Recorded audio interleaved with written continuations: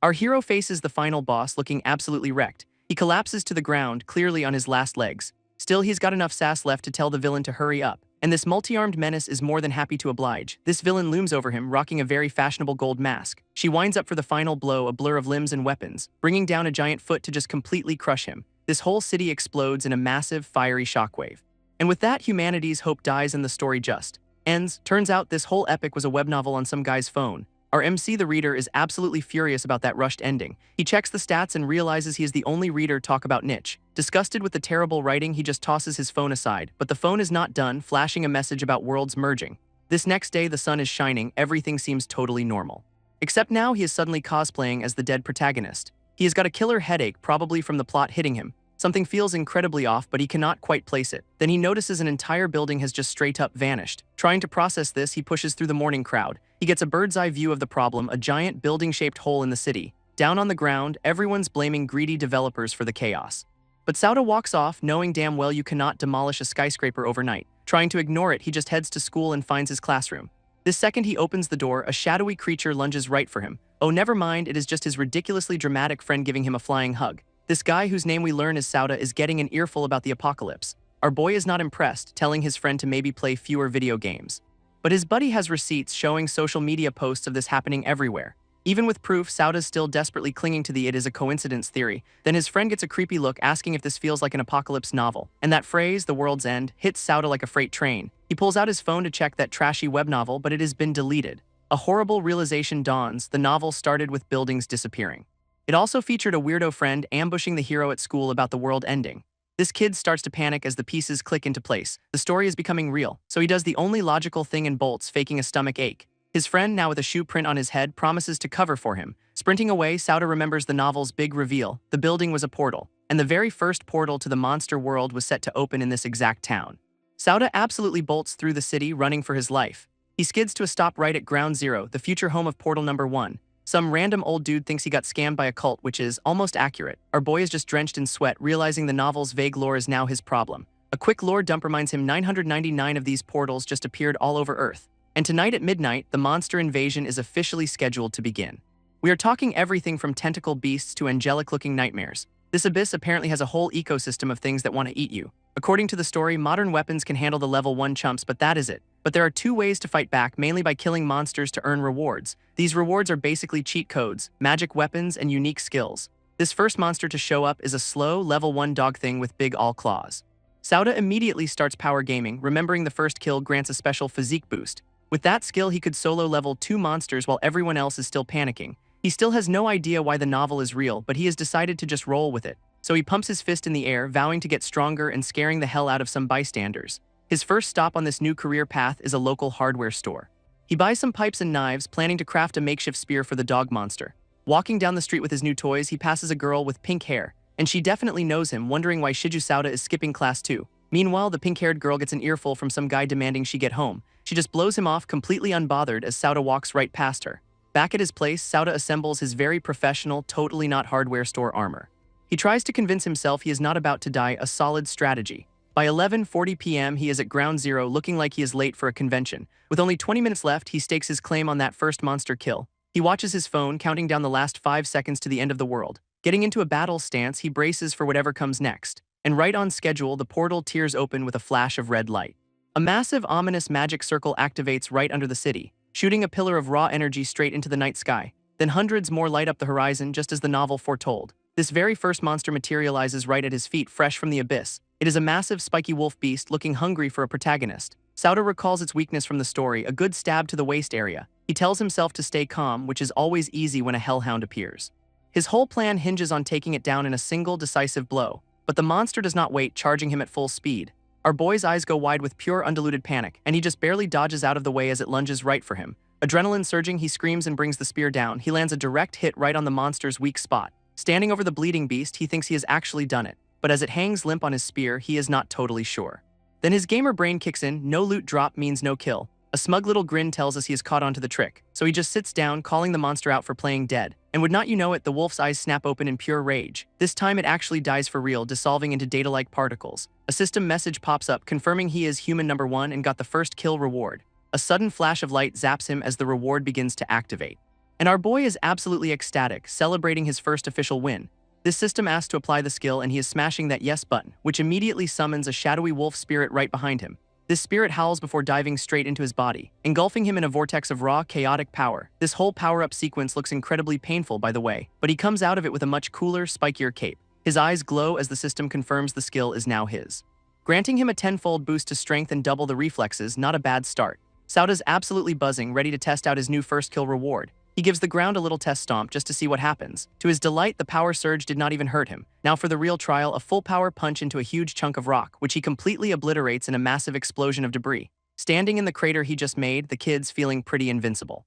Next up is the other loot drop, a glowing abyssal stone. His immediate instinct is to just eat it, because why not? A flash in his eye tells him he has unlocked some kind of space ability, and the system confirms it is a level 1 inventory for storing non-living things. Sauda is deeply unimpressed, calling it a lame item box, a total buzzkill. His new weapon, however, gives a 2x physical boost and a bleed effect. That continuous damage overtime perk definitely gets his attention.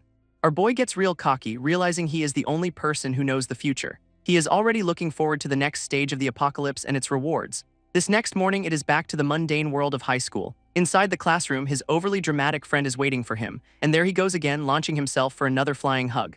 Only this time, Sauda just sidesteps, letting him eat the floor spectacularly. His friend, picking himself up, senses something's definitely different about him. His friend is back to his usual theatrics, freaking out about the global monster news. He claims any videos of the monsters are getting scrubbed from the internet, but he saved one showing some foreign soldier casually holding a dead wolf thing. This guy is practically vibrating with excitement, asking what happened next. Apparently, killing the monster gave the soldier a lightning superpower. So he pitches his brilliant new plan: they should go hunt monsters for powers. Sauda just casually agrees, completely short-circuiting his friend's dramatic speech. Just then, their teacher gets the class's attention with a very serious look. She tells everyone to ignore the false rumors online and focus on exams. Sauda just smirks, knowing damn well those rumors are about to become homework. His friend, however, is now staring at him with intense suspicion. The school bell rings, mercifully ending this lesson in denial. As class is dismissed, Sauda is just relieved to be done with it all, but his friend stops him, asking for a private word with his eyes blacked out dramatically. Sauda looks a little confused but seems to go along with it. They end up out on the school's running track. His buddy gets real serious, asking Sauda to tell him what is going on. Then he launches into the air, screaming that he is breaking up with him. He even manages to squeeze out some crocodile tears about their betrayed friendship. After that whole performance, he asks Sauda to keep a secret, calling him Taquito. Taquito gets super intense, asking if Sauda trusts him. To prove his point, Sauda tells him to just watch, no blinking. He then casually karate chops a chunk out of the concrete bleachers, and Taquito absolutely loses his mind because that is not normal. Sauda smugly explains he got the power-up from killing a monster yesterday, which makes Taquito go full-on fanboy, grabbing his hands with literal heart eyes. At that moment, the pink-haired girl spots their very dramatic hand-holding session, and she is deeply concerned they are having a romance novel moment on school grounds. Sauda promises to help Taquito get his own skill when monsters show up in 3 days. His friend looks back, all serious, making sure he is for real, and Sauda just smiles, telling him this is their little secret. With their pact made, the two head out into the city. Already, Sauda is planning their next hunt at a construction site. He remembers from the novel that 2 monsters will spawn their next. One is a glass cannon wolf thing, apparently as tough as a baby monkey, while the other is a big all-gorilla monster built like a brick wall. But Sauda's got a plan. He will take one out, leaving the other for Taquito's first kill. Just then, an old woman spots him on the street and calls out his name. He turns around with a smile, recognizing his auntie. She invites him for dinner, but he immediately asks if his uncle is at his place again. Sauda's expression hardens with a cold, new resolve. His auntie explains his scumbag uncle is trying to steal the house and begs him to run, but Sauda just reassures her, promising he can protect himself now. As he walks off with glowing murder eyes, she marvels at how strong he has become.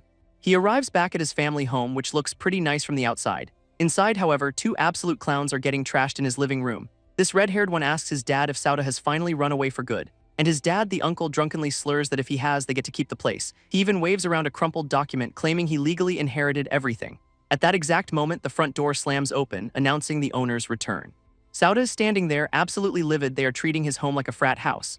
This cousin immediately starts yelling, calling him an arrogant brat, but the uncle stops him, deciding to try the charming approach first. He tells Sauda that his own mom got along with him, so they are basically family. This guy gets way too close, trying to play the concerned guardian. It is super creepy. Then he offers 1,000 yen as pocket money, a truly world-class insult.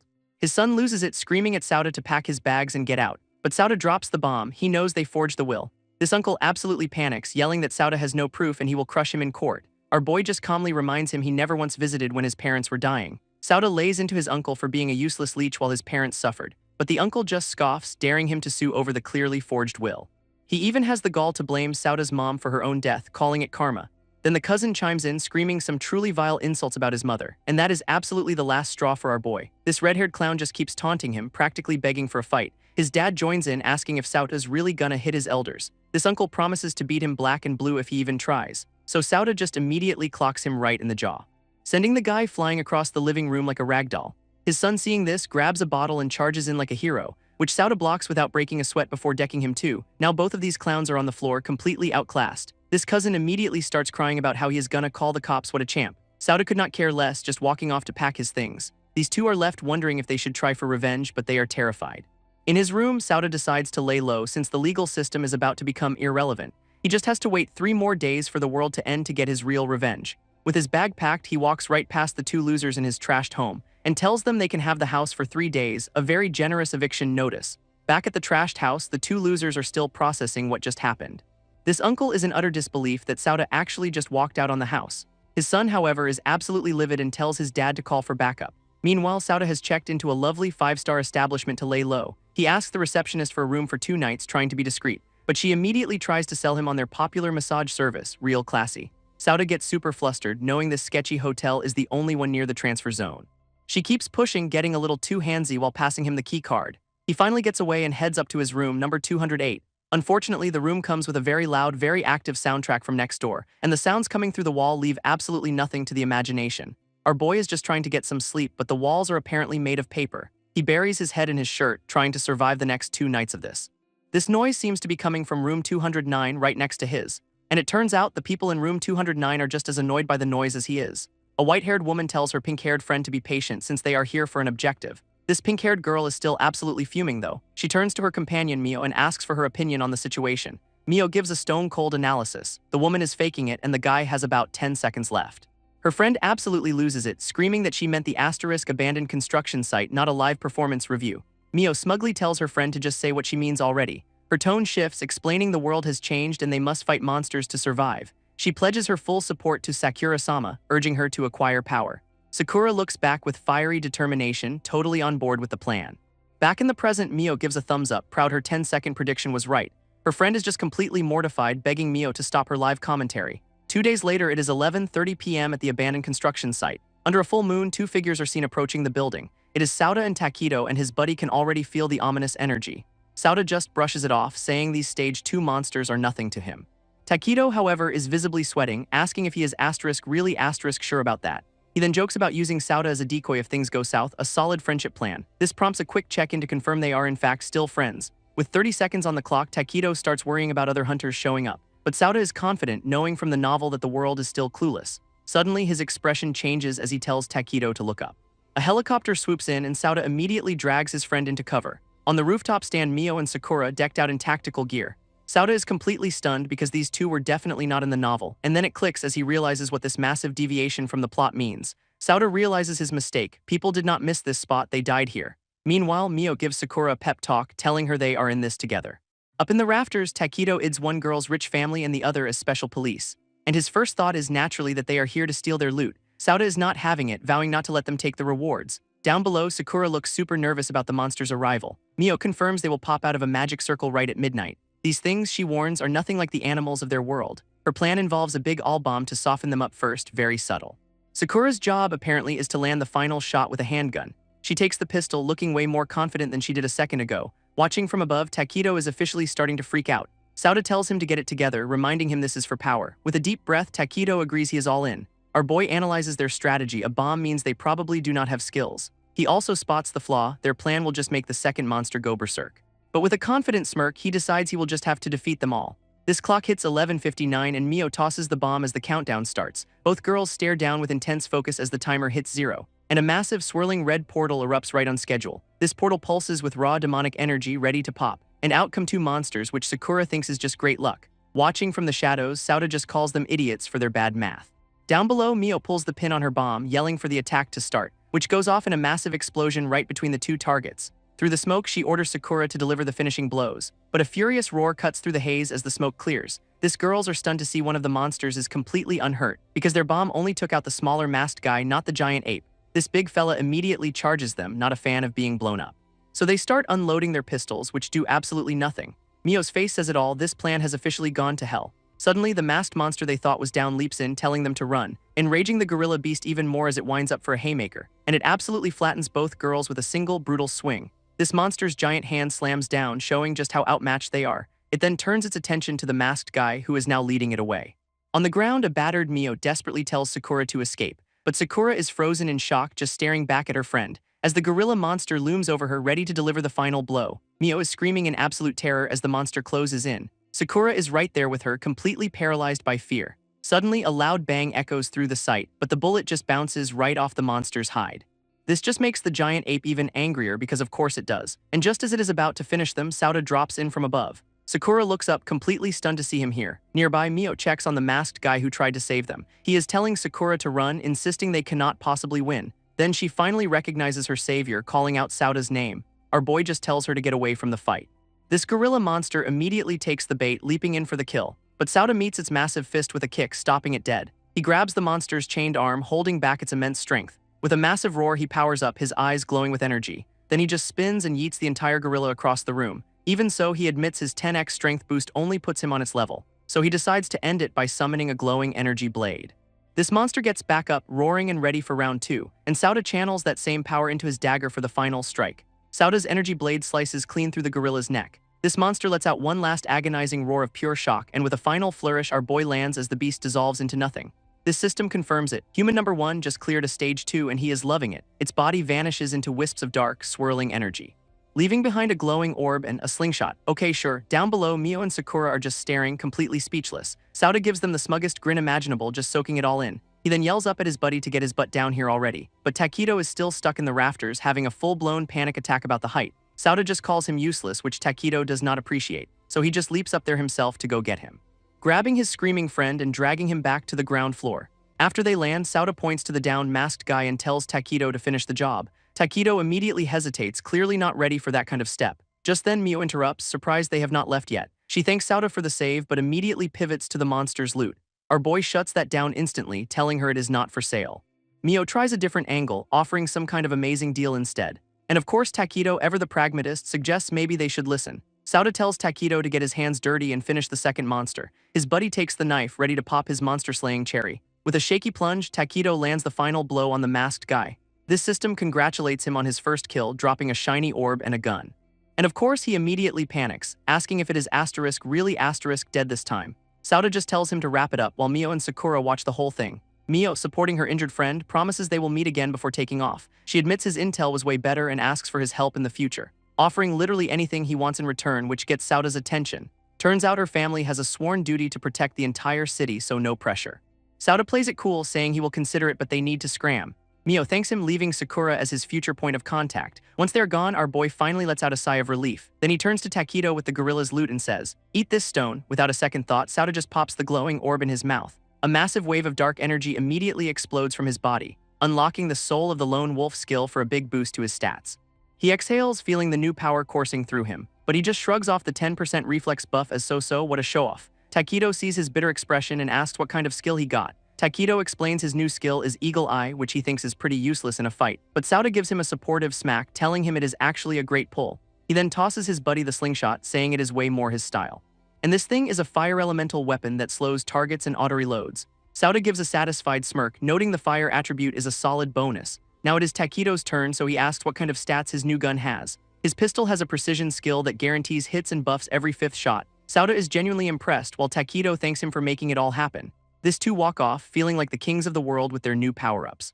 Meanwhile, Mio and Sakura are making their escape down a highway. Inside the car, Mio apologizes for her plan going so spectacularly wrong. She has already decided to run a full background check on their savior, Sauda. His name is clearly on her mind as she plots her next move. Elsewhere, our boys have decided to check into a hotel for the night. They settle into the room, finally getting a moment to breathe. Takedo finds the hotel choice weird, but Sauda just tells him to deal with it. This topic turns to money, and Takedo admits he is pretty much broke. Sauda just shrugs, predicting that paper currency is about to be obsolete anyway. At this, Takedo makes the most unholy goblin face of pure unfiltered greed, and Sauda instantly shuts him down, forbidding him from calling for any kind of escort. Takedo's goblin brain is already running wild with possibilities. Suddenly, a delivery call interrupts their very important planning session. Sauda just tells him to eat up because tomorrow the whole world changes. As he grabs the food, some serious-looking heels come strutting down the hall, and the woman attached to them gives him a very curious look over her shoulder. This hallway suddenly feels about a mile long and twice as awkward. Our boy plays it off with a nervous laugh, clearly a little flustered. Then he slams the door shut, breathing a sigh of relief. Over dinner, Sauda drops the first bombshell. Tomorrow, the sun is just gonna vanish. In its place, a creepy green emerald sun will light up the sky. A mysterious voice will then announce humanity's new management, the Deep Abyss. This little apocalypse teaser finally gets world leaders to start paying attention. He then explains that more powerful skill users will start popping up everywhere, leading to the creation of special military units to fight back. Scientists will even develop new weapons to counter the monster threat. But spoiler alert, none of it works and humanity gets absolutely wrecked. Takedo, trying to process all this, asks where he ranks in the current power scale. Sauda casually estimates there are 200 users and Takedo is probably in the top 30. His eyes narrow, maybe realizing what he just said. Meanwhile, Takedo's brain completely short-circuits at the news that he is a top-tier player. Takedo asks what is wrong, noticing Sauda's dead serious expression. Without another word, our boy just sprints out of the room, yelling he will be right back. His buddy finally puts it all together. Sauda has to be a reincarnator, which immediately sends him into a jealous crying fit because of course it does. Meanwhile, Sauda's at a different counter asking about a stylish woman. This receptionist mentions a freelancer who comes and goes as she pleases.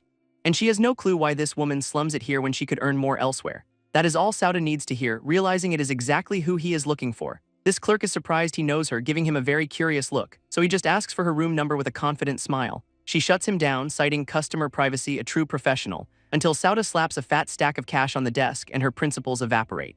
Suddenly, that information is available. It is room 502, she says with a wink. As he walks off, she begs him to keep quiet but also offers to help him if she gets fired. With the intel secured, Sauda heads straight for the elevator, mission in mind. He is thinking about the world's most powerful users known as the 12 Stars. Each one is a one-person army, strong enough to defend an entire city alone. Among them is the Destroyer of Scorpio, one of the 5 strongest of the bunch. A woman whose name is unknown but is identified by a rose tattoo on her back. She is also infamous for being especially brutal to men, taking them as her prisoners. Sauda steps out of the elevator, connecting the dots. This woman has to be Scorpio. He stands frozen at her door, wondering what his opening line should even be. This guy remembers her reputation for hating men, which complicates things just a little. Just then, the door lock clicks open. Talk about timing. And there she is, the woman from the hall, looking him up and down. She recognizes our boy, a sly smile playing on her lips. Sauda gets all flustered, trying to apologize for the random visit, but she just grabs his face, asking if he is a stalker. He is stammering, completely lost for words, which she takes as a negotiation, whispering her rates for a round. Next thing you know, Sauda's on the floor, completely drained, yelling that is not what he meant.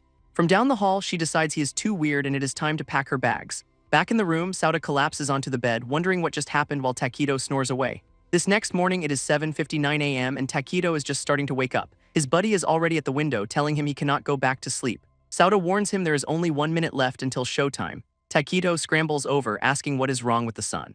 His face is pure disbelief as he sees what is happening. Up in the sky, a swirling green vortex is replacing the sun, just as predicted. Sauda watches intently, knowing the apocalypse is right on schedule. This entire city is bathed in an eerie green light from the sky. Down on the street, people are just now noticing, thinking their eyes are shot. But nope, everyone sees it and mass confusion starts to set in. That emerald vortex just keeps swirling, a sign of things to come.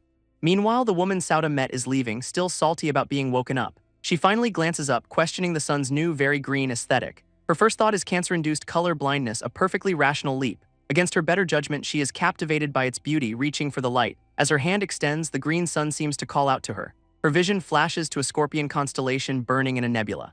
And that same cosmic image is reflected right in her eye. A sudden wave of energy hits her, making her stumble back, and she just collapses on the sidewalk, shocking everyone nearby. Back in the hotel, Sauda tells a nervous Takedo to brace himself for the announcement. A booming voice from nowhere greets all the filthy, foolish earthlings. It announces that some of them have already received its gift. These chosen few now possess abilities far beyond normal humans.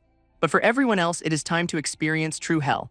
This new management calls it a game, the Abyssal War, as a monster face appears. Abyssal monsters will now pour through teleportation circles to invade their world. This voice lays out the rules. If humans win, they get a power-up. But first, abyssal portals are about to pop up all over the planet. Specifically 999 of them, each spawning a random number of monsters.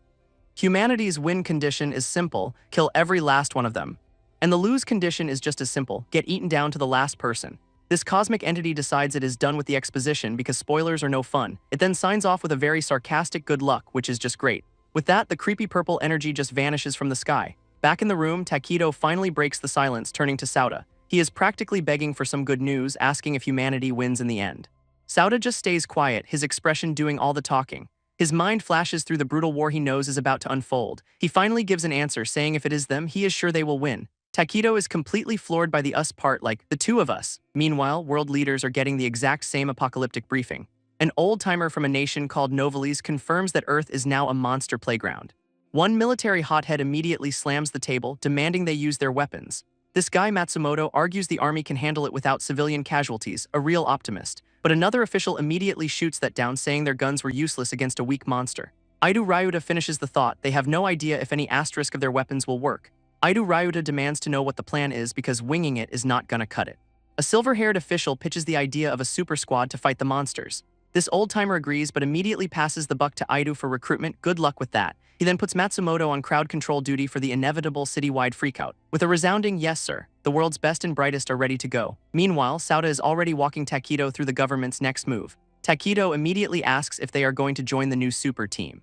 But Sauda shuts that down hard, saying they will fight as mercenaries instead. He knows from experience that joining the government means losing all your freedom. This pay might be good, but being a state-sponsored puppet is a hard pass. Takedo, getting a little antsy, just wants to know what their first move is. Sauda says he has some personal business to handle and then they will train for weeks. His buddy gets a knowing look, asking if this business is what he thinks it is. He guesses it is about settling the score with his uncle, a little family drama to kick off the apocalypse. Sauda's eyes go cold, which is pretty much a yes. Takedo tries to be the moral compass, reminding him they are supposed to be heroes, not criminals. Our boy just sweats, saying he knows, but his face says otherwise. Then he smirks, promising to handle it his own way, which sounds totally legal. Elsewhere, two guys are trashing their new apartment, complaining about the monster invasion. This red-haired one is especially pissed, blaming Sauda for not giving them the house sooner. This uncle, meanwhile, is just chilling, telling his buddy to relax. He is sitting in the middle of a trashed room, enjoying the apocalypse, until he runs out of booze and demands his friend go buy more. And just like that, his friend gets impaled by a shadowy blade. This uncle freaks out, realizing his drinking buddy is super dead, because Sauda just kicked his way into the room, sending the guy flying. Our boy gives him a death glare, promising he is next on the list. This uncle screams he is a murderer and Sauda just goes, "I know." So he immediately pulls the family card, begging for his life. Sauda just scoffs at the very idea of them being family. He roars that his uncle stole from his mom and drove her to her grave. Then he asks how this trash could live with himself after taking everything. This uncle starts groveling, promising to tell him a secret if he stops. But Sauda's not interested in a deal, ready to deliver the same fate. In a panic, the uncle blurts out that he knows who killed his sister. That one line stops Sauda cold, completely thrown off. This guy clarifies, screaming that he knows who killed Sauda's mom. Our boy is just frozen in shock, his whole world shifting. His eyes start glowing as he demands to know who it was. And the uncle finally confesses it was Chief Kadu's nephew, a drunk driver. Sauda's eyes blaze as he demands to know how his uncle knows all this. This uncle spills everything. He got the chief drunk and has been blackmailing him for cash. It all clicks for Sauda. This is why the cops buried his mom's case. After begging for his life, the uncle watches Sauda turn to leave. But the second he thinks he is safe, he starts mouthing off a truly terrible life choice. A sudden, sharp pain rips through him, his eye wide with shock. He collapses, clutching a shadowy blade that just sprouted from his chest. That same blade retracts in a flash of dark energy, and Sauda just admires his handiwork, a grim smile on his face. Right on cue, Takedo walks in to find a fresh corpse in the hallway. Our boy gives him the world's most casual advice: just ignore it, lots more of this to come. With that family drama settled, he announces their 2-week training montage for Takedo's eagle eye.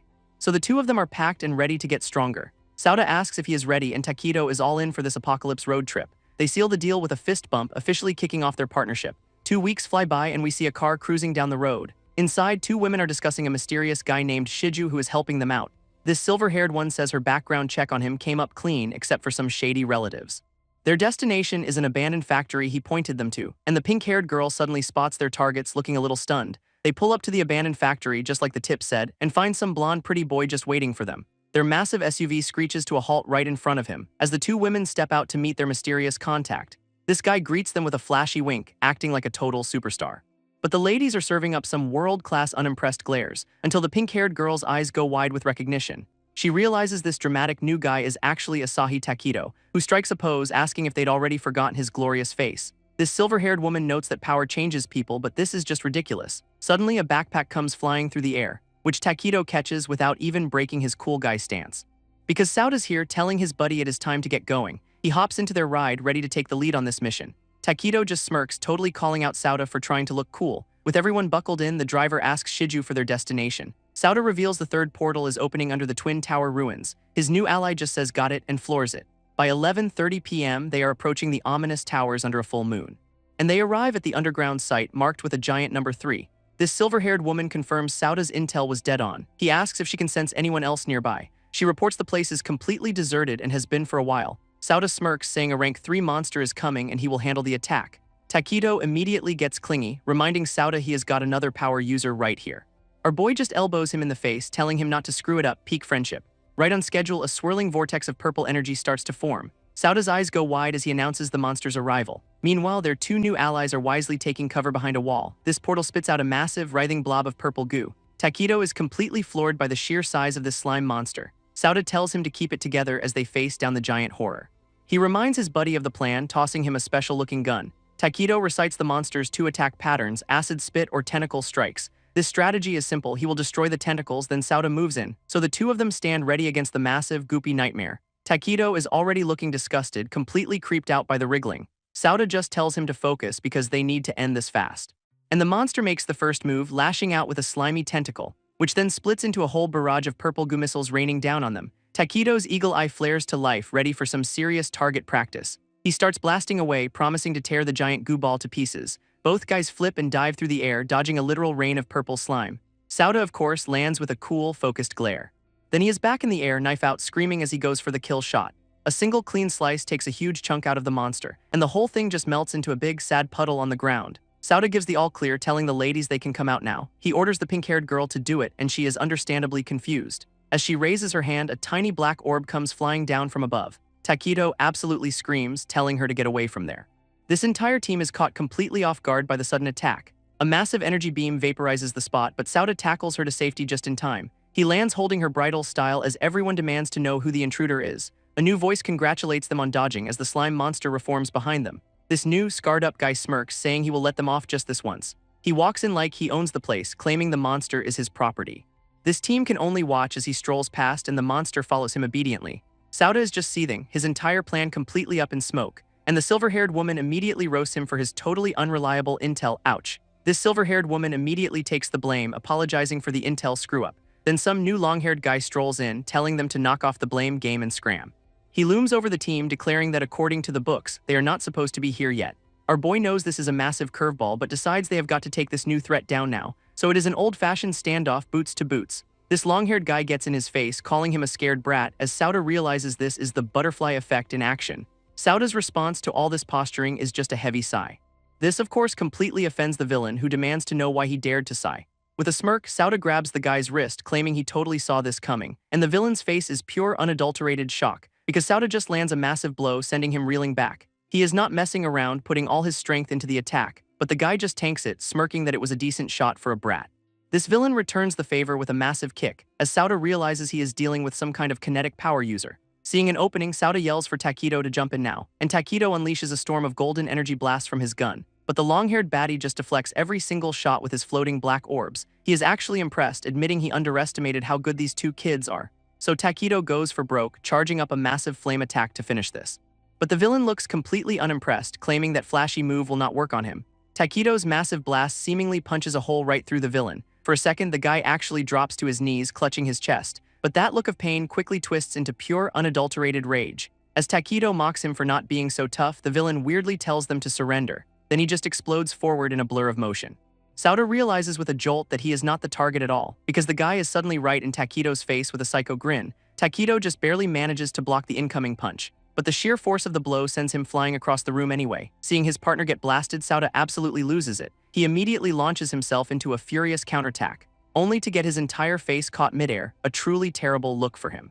This villain just smashes him straight down into the concrete, leaving Sauda dazed on the ground and completely at his mercy. Dark energy just pours off this guy as he looms over our boy. He grabs Sauda by the jaw, winding up for another hit, and just unloads a brutal right hook straight to the face. This impact sends a nasty shockwave through Sauda's entire body. This villain smirks, noting his physical boost skill, but is clearly unimpressed.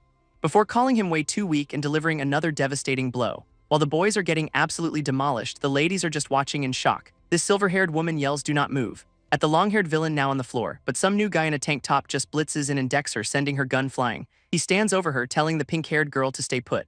Next thing you know, we are in a hospital room getting the post-brawl medical report. This pink-haired girl is relieved to hear her captain just has some minor fractures, and the doctor says Takedo's only got some muscle damage, nothing serious, which is his cue to immediately start flexing, proclaiming how awesome he is. His bandaged arm shakes under the sheer force of his own hype, before he immediately crumples in pain, truly a masterclass in looking cool. After the doctor makes a hasty exit, the three of them are left alone. Sauda apologizes to the girl, Chang Ting, for how badly the mission went. He quickly pivots, asking what her special ability is. She gets super excited, practically vibrating with the need to show off. To start, a tiny flame appears right on her fingertip. These guys are instantly impressed, assuming she's just a fire user. But Chang Ting gives them a smug little smile, hinting there is way more to it. Her real power is full-on elemental mastery, juggling fire, water, earth, and plants. Takedo's jaw hits the floor, his brain short-circuiting from the awesome display. Sauda, meanwhile, is already processing, remembering the novel's rules on elemental types. He remembers the novel mentioning a legendary all-element user, a total powerhouse. And Chang Ting smugly confirms that yeah, she is basically that legend reborn. Her power covers all the bases, fire and water for pure offense, wood for healing, a full-on support class in one, earth for some seriously heavy-duty defense, and even metal to buff up weapons, making her a walking cheat code. Takedo is so starstruck he asks to trade powers, getting shut down for being an idiot. Changing the subject, Sauda asks her plan and she hints at some juicy intel. Our boy is immediately interested, telling her to spill it. She reveals the government is already forming a special team to fight the Abyss Seeds. Chang Ting then invites him to join the official forces, but he is not interested. This news just confirms for Sauda that the timeline is accelerating way faster than he thought. She tries to convince him, warning that fighting these things alone is a death sentence. But Sauda points out the obvious downside: joining means losing his independence. Chang Ting looks genuinely concerned for him. He promises he will still protect the country just on his own terms, no strings attached. She relents, offering her help anytime, which he immediately cashes in on. With zero shame, Sauda admits he is completely broke and needs some cash. Chang Ting just laughs, flexing that while her family's whatever, she's got money to burn. Then she offers him a cool billion, which just about fries Takedo's entire nervous system. Our boy shamelessly haggles, asking if a billion is too much, maybe 50 million will do. Chang Ting just shushes him, playing coy about having any ulterior motives. Then she agrees to the full billion, telling him to just send over the account info. Takedo's brain completely short-circuits at the casual display of wealth. With the deal done, Sauda thanks her and tries to make a quick exit with his partner. He even dismisses Takedo's injury, while Takedo himself is screaming for a second opinion. Watching them go, Chang Ting correctly guesses he is planning to build his own army. Meanwhile, the guys head out into the city to put the plan in motion. Takedo immediately questions why they need cash if the economy is about to collapse. Sauda lays out the grand vision. They are starting their own mercenary group. First order of business is buying a base, a job he dumps on Takedo's real estate uncle. His only instructions are to find a secret spot and threaten his uncle if needed, standard business practice. Takedo rightly points out that he sounds exactly like a supervillain.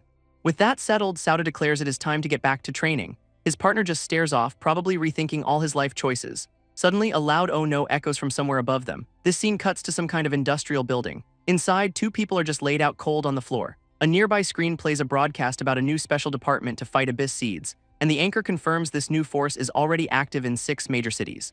With their new base under construction, the guys are just vibing on the floor. Takedo is already bored out of his mind, itching for the next big fight. Our boy reveals the next Abyss Seed is in 3 days, telling him to get ready. And right on cue, a red-haired woman wreathed in dark energy crashes the party, screaming she has found them. This boys instantly snap into a fighting stance, ready for a throwdown.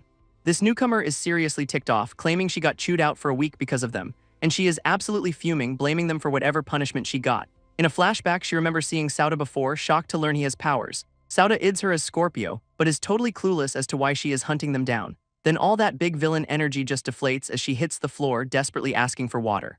And Takedo, bless his simple heart, immediately runs to help the scary lady who just broke in.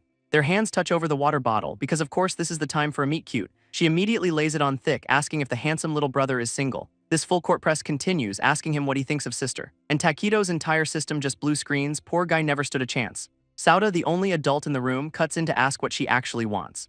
She formally introduces herself as Scorpio, from the 12 Celestial Stars mercenary group. Then she reveals that the tank top guy they fought before is one of her teammates. Takedo's brain finally catches up and he immediately draws on her, asking if she is here for revenge. But she just gently pushes his gun down, saying she is not here for a fight, she is here with a job offer. Sauda tries to get a word in, but Scorpio just shushes him. Her offer is simple: join her captain's crew or die right here. Takedo steps up all smug, reminding her it is 2-on-1, which is when his entire world gets turned upside down in a flash, because he is suddenly on the floor, completely paralyzed. Some kind of poison attack has him screaming about her dirty tricks. Sauda can only watch in shock as his partner gets taken out so easily. He immediately moves to intervene, but Scorpio is completely unfazed. In fact, she is just laughing at Takedo's sudden change of heart. Then her whole vibe shifts, demanding an answer with some serious killer intent. Both our boys are sweating, realizing they are in way over their heads. But just then a new voice interrupts, calling Scorpio an old witch. A whole new crew of thugs just walked in, led by a very angry man in a bow tie. Scorpio is clearly not happy to see them. She explains this is the Poison Sting Squad, and yeah, they have got history. Their leader goes on a very detailed rant about breaking her bones and feeding her to wolves. Sauda, ever the curious one, asks what she did to piss him off so badly, and she just deadpans that she castrated him, a perfectly reasonable explanation. Our boy's brain just completely shuts down hearing that. With that little bombshell dropped, the new squad charges in for revenge. This bowtie guy starts his villain monologue with some truly classy insults. Scorpio is absolutely not having it, looking ready to tear him apart. He just keeps gloating, insisting he is totally prepared for her tricks. With a surge of power, she unleashes a storm of green, toxic energy. Sauda meanwhile tells Takedo he has neutralized the poison and to get clear. A massive wave of corrosive power erupts from Scorpio's hands. This toxic sludge screams towards the enemy squad, targeting one guy specifically.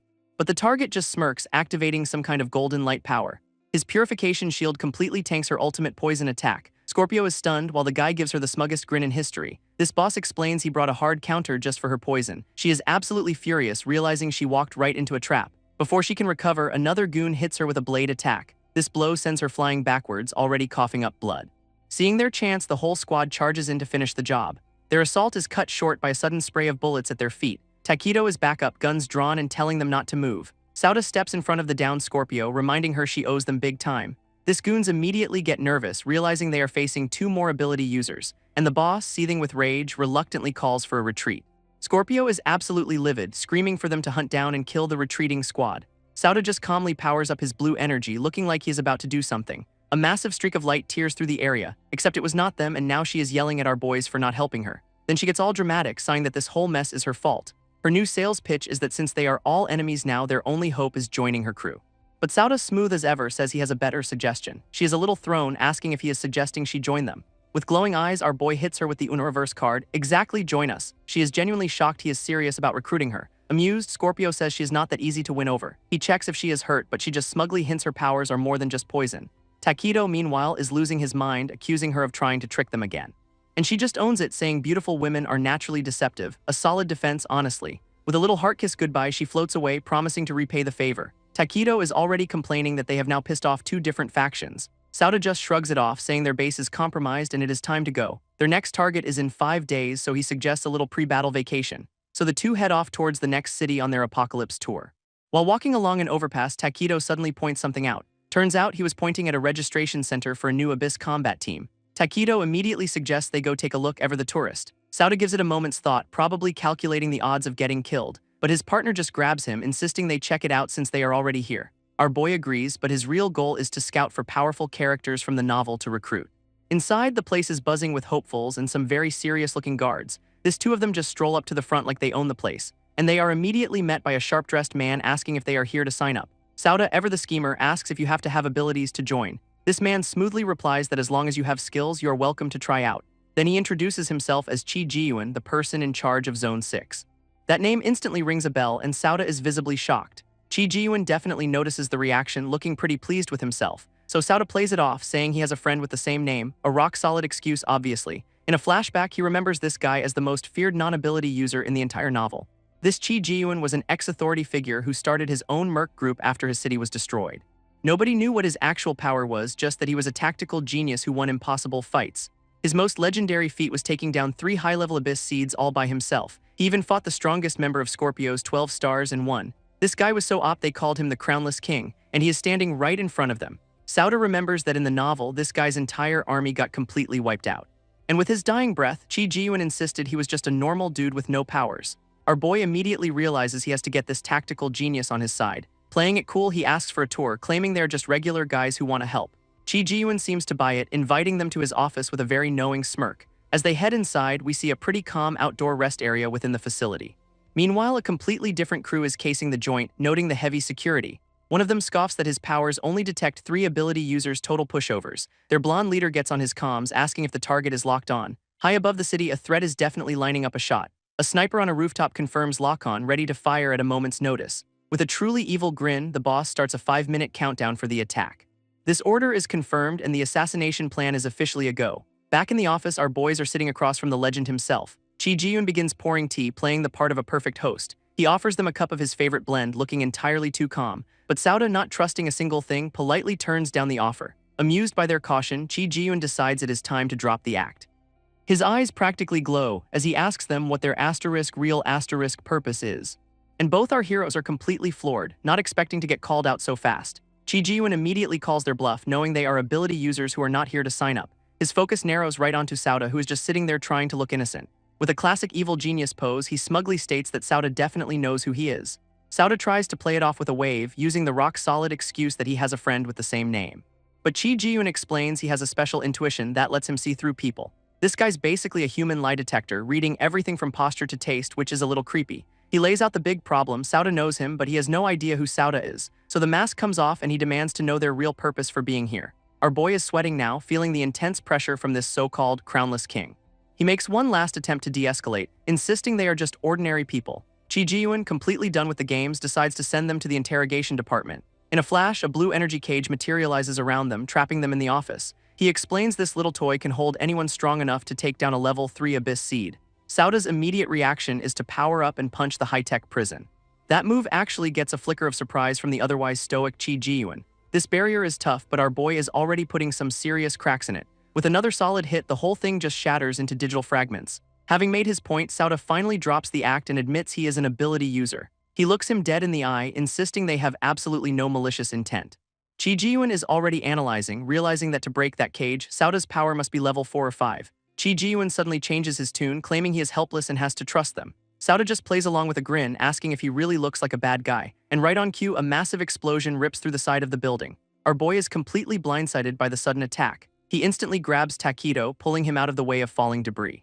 Chi Ji-yoon, however, just seems mildly annoyed by this whole assassination attempt. A shadowy monster hand lunges for him, only to be met by a fireball. Takedo's blast completely shatters the incoming attack. As the smoke clears, our boys are standing guard, ready for round 2. Chi Ji-yoon is already analyzing the enemy, noting their resistance to elemental powers. But Takedo points out his fire still burned them, so they are not invincible. An urgent message comes in. The entire headquarters is under heavy attack. We see the blonde leader from before, confirming his team is behind the assault. Sauda immediately takes charge, ordering all departments to prepare for a response. He turns to Chi Ji-yoon, swearing they are not involved and offering to help. Using that creepy lie detector intuition of his, Chi Ji-yoon decides to believe him for now. He tells them to follow him to the first-floor lobby to deal with the threat. Outside, the building's automated defense systems start to activate. A massive energy cannon fires from the roof, targeting the attackers. This enemy leader is pissed they reacted so fast, but smugly says it is no use. From the rooftops, one of the attackers unleashes a massive purple energy blast, and it completely obliterates the building's main defense cannon in one shot. This witch hat lady smugly reports back to her boss that the suppression was a success. With a truly punchable grin, the blonde leader orders his team to move in. Inside, a trio of the base's defenders realizes they are under a full-blown assault. This attacking crew just strolls into the lobby, facing off against guards and ability users. One of the goons asks if a minute is enough, but the boss boasts he only needs 10 seconds. What a show-off. So the blonde psycho just starts a casual countdown, enjoying every single moment. His subordinate is just completely in awe of his boss's thorough planning. Meanwhile, the base's main defenders power up, yelling about terrorism and surrender. This countdown hits 5 and the boss's smirk just gets wider. As the defenders leap into action, the guy in the cap moves to intercept them. But then he just vanishes, leaving the lead defender completely baffled. Turns out he just zipped right past all of them in a blur. He coolly announces his 10 seconds are up, mission accomplished. This regular guards finally get their turn, opening fire on the intruders, which does absolutely nothing as the blonde leader stops every bullet in midair. One of the guards understandably freaks out, calling him a monster. This guy is just playing with the bullets like they are toys, admiring his own handiwork. Then he sends every single bullet flying right back at the guards who fired them. This blonde psycho takes a dramatic bow, thanking the guards for the target practice.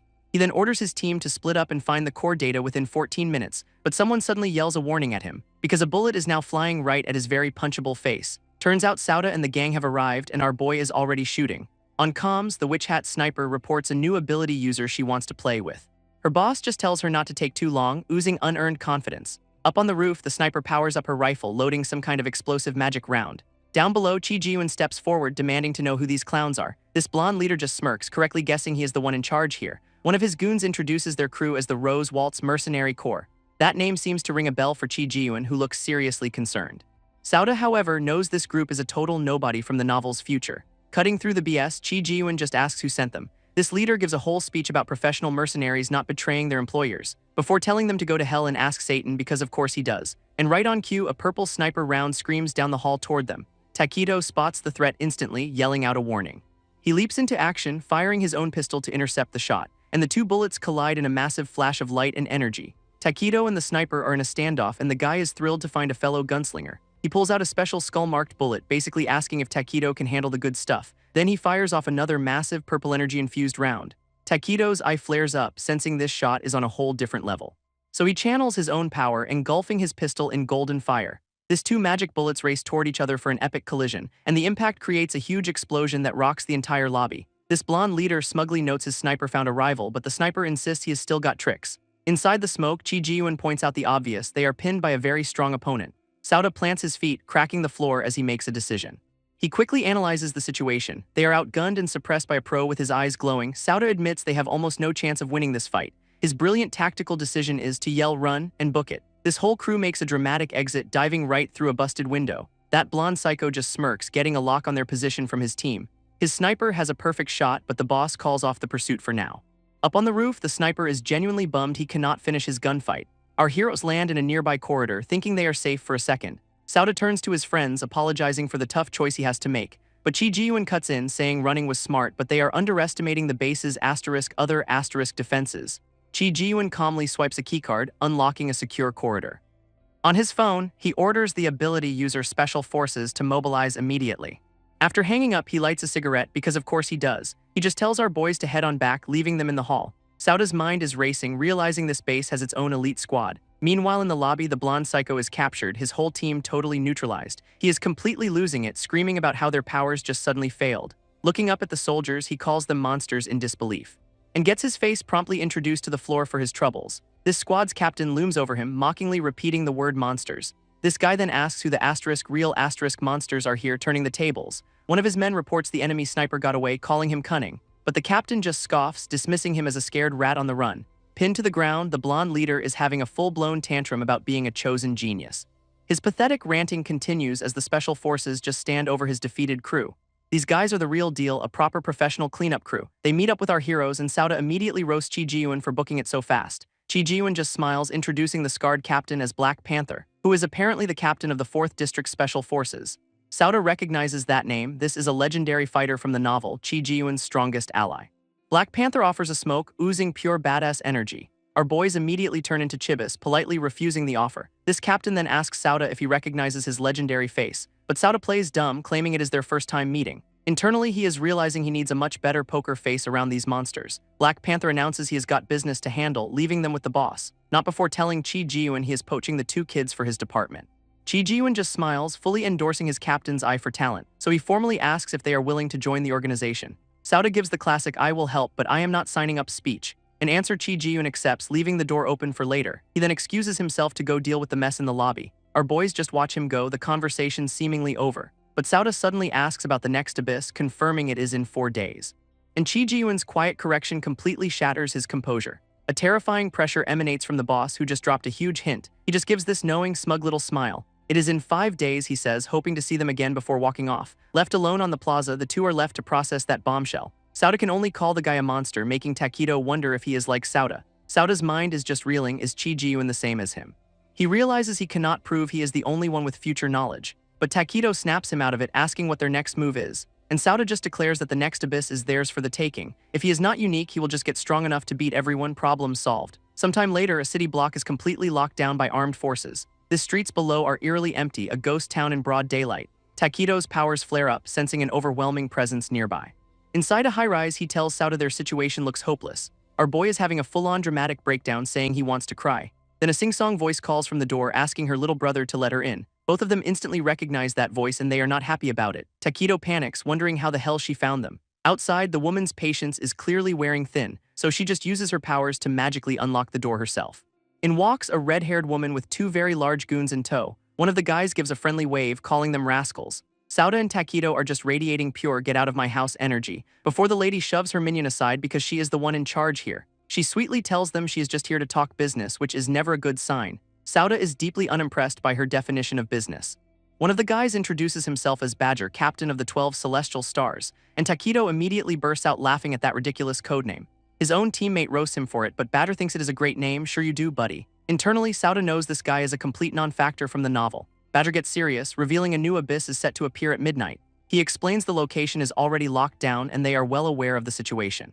Sauda cuts right to it, asking if they want help seizing the abyss seed. With a confident snap, Badger confirms that is exactly the mission, but Sauda's answer is a swift and simple "I refuse." He lays out the facts: they are outnumbered and outgunned, so there is no point in talking. Besides, winning would just paint a massive target on their backs from the whole 6th district. They'd literally become enemies of the state, which is a terrible career path. This long-haired goon is impressed by the kid's sharp analysis, so he pulls out a small pouch, asking if this is enough to change his mind. Inside are 2 incredibly rare, glowing abyss stones. Takedo's eyes practically pop out of his head at the sight of them. Even Sauda is clearly tempted by such a high-stakes offer. Badger explains the blue stone is for body enhancement, which his team cannot use. As for the gold one, its owner is someone Sauda has already met.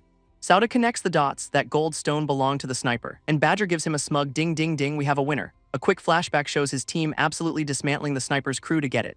He sweetens the pot, claiming both stones are 100% compatible with them. With a huge grin, he asks if they are ready to reconsider his generous offer. Takedo immediately starts whispering to Sauda, asking if dead users just drop loot like in a video game.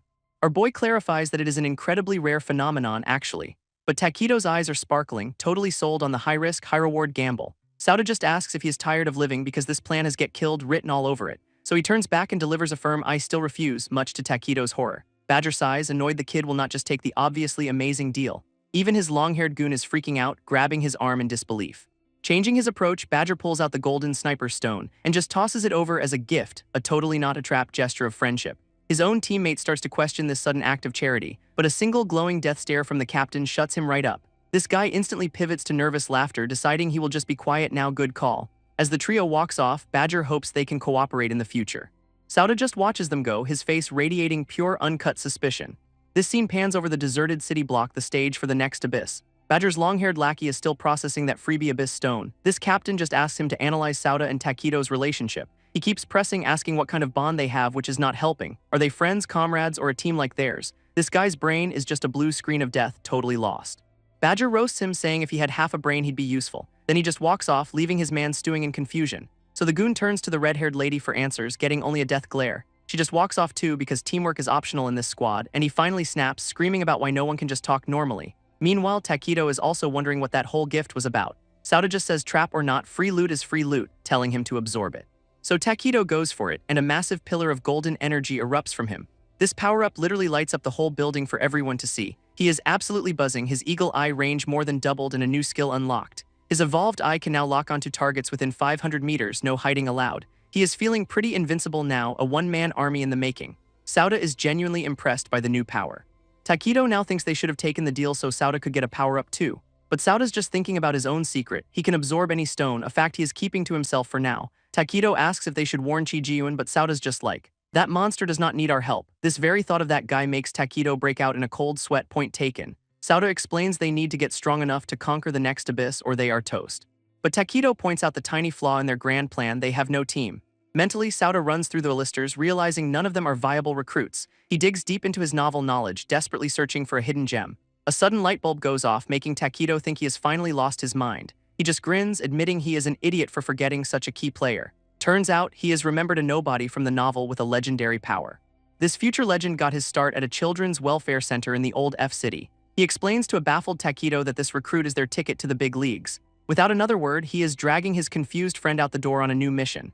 Arriving at the location, Sauda admits this whole trip is a complete long shot. They find themselves staring at a playground where a man is watching over some kids.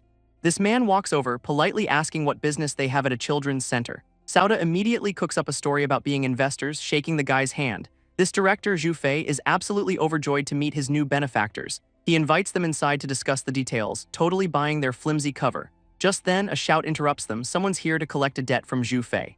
A whole gang of thugs appears, and they definitely do not look like they are here to donate. This director nervously asks his investors for a moment to handle this. He is busy begging the lead thug for just a few more days to find funding. But the loan sharks heard that story a month ago. Patience is officially gone. With a shove, he demands the money or the yard as payment. Zhu Fei is on the ground, completely humiliated and desperate. He still pleads for them to believe him one last time. This boss could not care less, already planning to build a resort on the land. Then he orders his goons to throw out all the children. What a charmer. That is the final straw for the director, who is shaking with rage. Takedo asks if they should step in, but Sauda is just watching the show. This thugs start moving forward, ready to clear the place out. So Zhu Fei stands his ground, promising he will pay back every cent. Turns out the boss never wanted the money, he just wanted the land from the start. He even whines that the kids are ruining his feng shui, truly a top-tier scumbag. With a final warning, the director tells him not to push it. This thug just mocks him, asking what he is gonna do about it. Suddenly, Zhu Fei's entire aura shifts into something terrifying. His eye glows with a dark, ominous power, and a massive demonic entity manifests right behind him. This lone shark immediately starts bawling his eyes out, which is the correct response. This lone shark is on the ground, having a full-on mental breakdown. His crew thinks it is a medical emergency. Nope, just pure unadulterated terror. As the thugs drag their boss away, Takedo is just staring, completely stunned. Sauda, meanwhile, has the smuggest "I knew it" face I have ever seen. Back inside, Zhu Fei apologizes for the unpleasantness, offering them water. Sauda just cuts right through the small talk, asking how long he has had his power. Zhu Fei tries to play dumb, sweating bullets and acting like he has no idea what is going on. Our boy is not buying it for a second, telling him the world has changed and he knows it. He lays it out plain and simple: Earth is now a battleground for abyss seeds, and the old rules are about to be completely rewritten by this new reality. Sauda acknowledges his power but says it is not enough to protect the kids. Then he drops the hammer on his own. It is completely impossible. He explains that one person's strength just will not cut it in the world to come. With more powered people popping up, Zhu Fei will be hopelessly outmatched defending this place alone. Finally losing his patience, Zhu Fei demands to know what they really want, and Sauda gives him a grin, ready to drop the sales pitch of a lifetime. He formally introduces himself as Chang Ting and his friend Cheng Yu, extending a hand. Then comes the big offer: he wants Zhu Fei to join their team. Zhu Fei immediately gets suspicious, asking if they are with the government, but Sauda clarifies they are just a small, independent mercenary group. Zhu Fei immediately gets to the point: joining them means putting the children in danger. Sauda just hits him with a dead serious yes, zero sugarcoating. That is an instant no from the director, but Sauda counters that it also means protection. He starts painting a grim picture of the future when ability users run wild, and asks what he will do when the old laws are completely gone, because what happens when that lone shark just hires his own powered goons to fight back? This logic completely short-circuits Zhu Fei, leaving him stammering, so Sauda makes a personal vow to protect the kids with his own life if he joins. Zhu Fei is having a full-blown crisis, clutching his head over the impossible choice. Our boy tells him to take his time, then just turns to leave, a classic sales tactic. They actually walk out, leaving the director to stew in his own anxiety. Outside, Takedo is super impressed with the smooth talk, asking what the guy's power is. Sauda explains it is one of the scariest abilities around, called Nightmare. Takedo just repeats the name, clearly not grasping the horror yet. It is a power that traps you in a dream world just by making eye contact, and any damage you take while you are in there gets reflected right back onto your real body, so yeah, do not mess with him. Takedo's mind is blown, thinking the ability sounds completely invincible, but Sauda reveals it has one massive, exploitable flaw. This user has to make direct eye contact to trigger it, a staring contest from hell. Sauda explains the power's big catch: it can totally backfire on the user. Takedo gets it, realizing it is a high-risk, high-reward kind of deal. Just then, his phone starts buzzing and he quickly answers the call. His face absolutely lights up with some seriously good news. Turns out their secret base is ready, way ahead of schedule. At that exact moment, Zhu Fei steps out of the welfare center. He approaches them, having clearly made up his mind about their offer. With a heavy heart, he agrees to join their team to protect the children. Sauda offers a hand, promising to uphold his end of the bargain. And with a handshake, the team officially gets its third powerhouse member. This new guy immediately asks the most awkward question: what is the team name? Sauda strikes a pose, clearly trying to pull a cool name out of thin air. He lands on Seer, which is a choice, I guess, so they all pack up and hit the road, heading for the mountains. Takedo's driving while Sauda just chills in the passenger seat looking smug. In the back, Zhu Fei is managing a truck bed full of kids, a true nightmare scenario. He patiently reassures them they are almost at their new home. Their truck kicks up dust as it finally pulls to a stop, and Zhu Fei announces to the excited kids that they have arrived. Their new secret base is a freaking palace with a massive fountain. Takedo's eyes are literally stars. This base is beyond his wildest dreams. All the kids from the center are having the time of their lives, finally safe. They are met at the entrance by a man who seems to be the caretaker, and this guy is sweating buckets, looking like he is about to face a firing squad. Takedo gives his second uncle a big thumbs up for pulling this off, then immediately starts whispering warnings about Sauda, the not-so-good captain. He even tries to play it off, asking his uncle why he is so worn out, real subtle. Sauda just eyes the nervous wreck of a man, clearly sensing something is off. Suddenly, his voice cuts through the air, ordering everyone to stop dead in their tracks. Zhu Fei holds the kids back, confused about the sudden alarm. Even Takedo is clueless, asking his friend what the big emergency is. This pressure is on as Takedo demands his uncle explain what is going on. With a full-on breakdown, the uncle hits the deck, swearing he was forced into something. Sauda wastes no time, summoning a shield and preparing for an attack. From inside the mansion, a presence makes itself known. This massive front doors creak open, revealing an unexpected guest. Both Sauda and Takedo are completely caught off guard by who they see. A pair of stylish boots steps out onto the porch, and it is Mewq, waving like she owns the place and asking if they are surprised. She casually mentions how hard it was to track them down, while the uncle begs her not to give him a heart attack next time. Mewq immediately roasts Sauda for being a mercenary leader who still gets spooked. Takedo just admits he almost shot her, looking totally embarrassed. Her attention then snaps to Zhu Fei, asking if he is the new guy. So Sauda makes the formal introductions between the two powerhouses. She is pretty pleased, noting their little group is now 4 members strong. Then she grabs Sauda and tells everyone to come inside to talk business. Both Takedo and our boy are completely lost, having no clue what is happening. Meanwhile, Zhu Fei is on full-time dad duty trying to wrangle the kids in the giant hall. Mukyu offers Sauda a grand tour of their new operating room, and it is a full-blown high-tech command center that leaves Takedo stunned. She casually reveals she funded the whole thing, calling it a loan they will have to repay. Sauda just stares, demanding to know what her real angle is here. Turns out she is sick of her family's rules and has decided to join them. She even promises to be their personal ATM for all future expenses and ammo. Takedo is immediately sold, telling Sauda to let her join because who says no to a sponsor? Our boy weighs the pros. She is powerful and has access to endless resources. Still, he is hesitant, knowing her sensitive status could bring major trouble. Takedo practically begs him, asking what there is to even think about. Mukyu just watches, her gaze sharp and waiting for his final decision. Breaking the silence, she just decides for him, taking his quietness as a yes. Mukyu makes her pitch to join while Takedo begs Sauda to just agree already. A slow, knowing smirk spreads across our boy's face. The deal is done. He officially welcomes her to the Foreseer mercenary group. She immediately roasts the name, expecting something a little more intimidating. Sauda's confidence just shatters, wondering if his cool name is actually a total cliché. Changing the subject, Mukyu leads them away, promising a huge surprise. Inside, they find Zhu Fei completely swamped by the horde of excited kids. He's just laughing it off, clearly happy but also a little out of his depth. Taking charge instantly, Mukyu volunteers to hire proper staff to care for them. Zhu Fei is overcome with gratitude, thanking her for the incredible kindness. Then she just promotes herself to vice captain, because of course she does. In a quiet moment, she takes one of the children gently by the hand. As she leads the kids off, the guys are left watching, feeling the weight of their new home. Sauda, however, is just baffled by his two emotional teammates, totally missing the vibe. Now it is time for the big reveal as she brings them to a massive sealed door. Turning back, she asks if they are ready for what is on the other side. She admits time was tight for a proper system, pulling out a cheap-looking remote. With a casual "do not worry about it," her thumb hovers over the big red button. This doors hiss open, bathing the room in a blindingly bright light, and all three of them are left completely speechless by what is inside. Inside is a montage of their new digs, a training facility with an MMA cage and a shooting range. This whole place is a massive, high-tech arena built for one purpose: making killers. Takedo cannot believe his eyes, asking if this is really their new training ground. Sauda points out some gear on display, wanting to know what it is. Takedo immediately recognizes them as advanced exoskeletons. Mukyu explains they are military-grade suits that let normal soldiers fight ability users. She even promises they will get the next-gen model first, flexing her connections. This is enough for Takedo to literally bow down in worship to their new sponsor. But she admits even she cannot get her hands on the top-secret ability inhibitors. Sauda's mind is already racing, thinking about how to counter such a weapon, though he scoffs internally, knowing it'll be a pea shooter against future threats. Meanwhile, Takedo's attention is caught by a shiny console across the room. Mukyu screams at him not to touch anything, but it is way too late for that. His hand slams down on a button before anyone can stop him. For a second, he just looks around, completely clueless about what he has just done. Then a simulated laser blast nearly vaporizes his head. Another shot ricochets near Zhu Fei, who was just minding his own business. Takedo is absolutely freaking out, yelling that he almost died. Mukyu calmly explains it is just a reflex trainer, you absolute moron, and Zhu Fei stands there, wondering if it is too late to quit the circus. Mukyu casually offers to hire a professional instructor for the team. Sauda immediately asks if she is talking about the legendary Aunt Bai. She scoffs, revealing this guy actually trained Aunt Bai and her entire family. Our boy gets nervous, worried about the complications of bringing in someone so connected. Mukyu reassures him, saying it is just her retired godfather, totally trustworthy. With that settled, Sauda agrees and she promises to get him over. Later, the team is just chilling in their brand new training facility.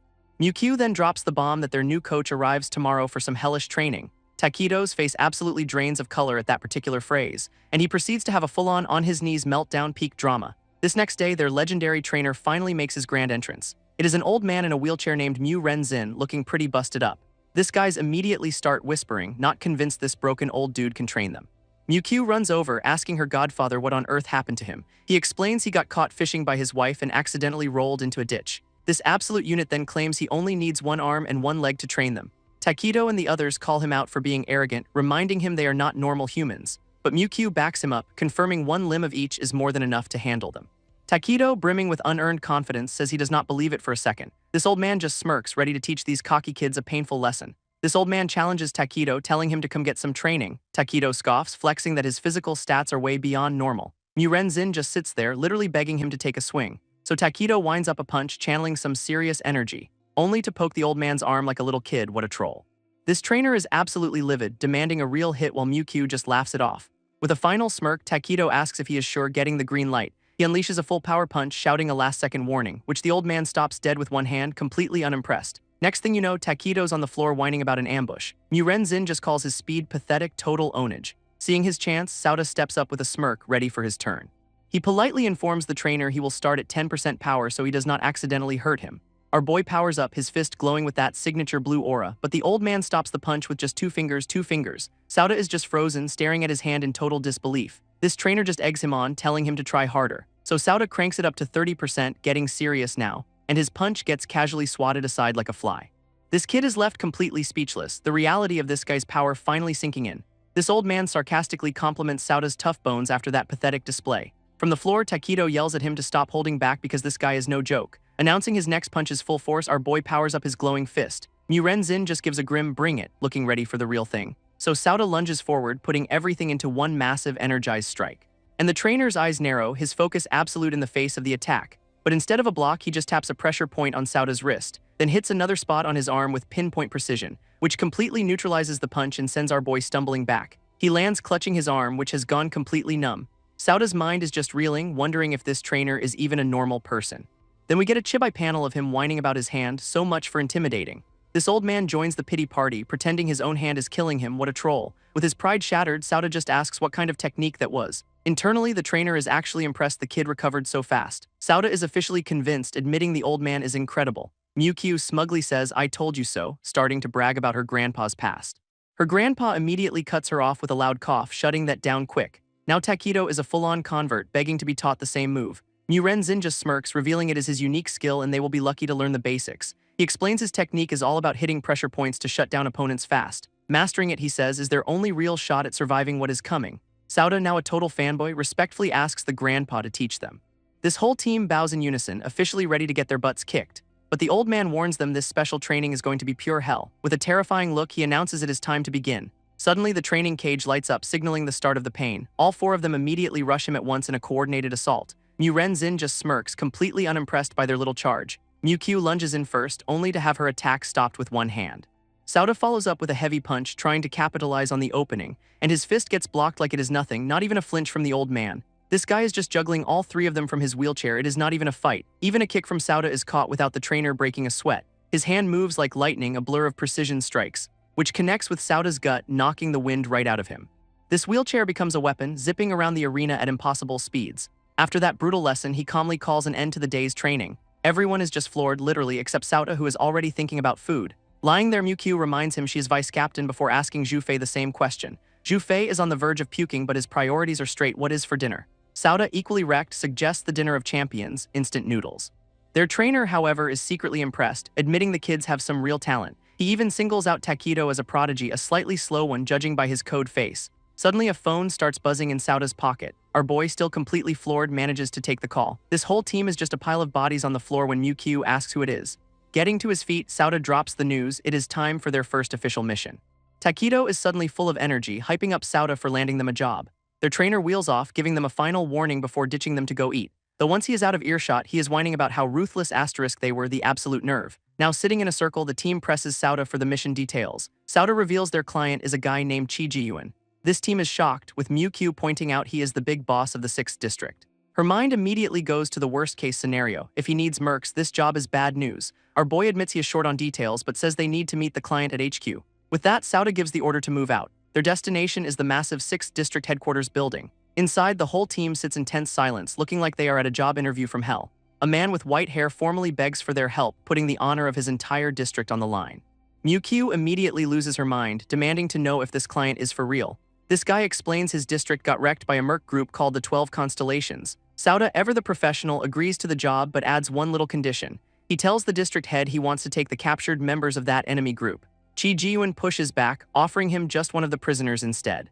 This client then gives a smug look, revealing he knows Sauda's only after one specific person. Our boy is impressed, realizing this guy knows he is hunting someone called the Foreseer. With the deal struck, Sauda tells him to take them to her now. Suddenly, the whole room is in a panic, rushing to get out the door. Turns out a guy called the Black Panther is interrogating their target at this very moment. Elsewhere, a squad of soldiers marches down a sterile corridor.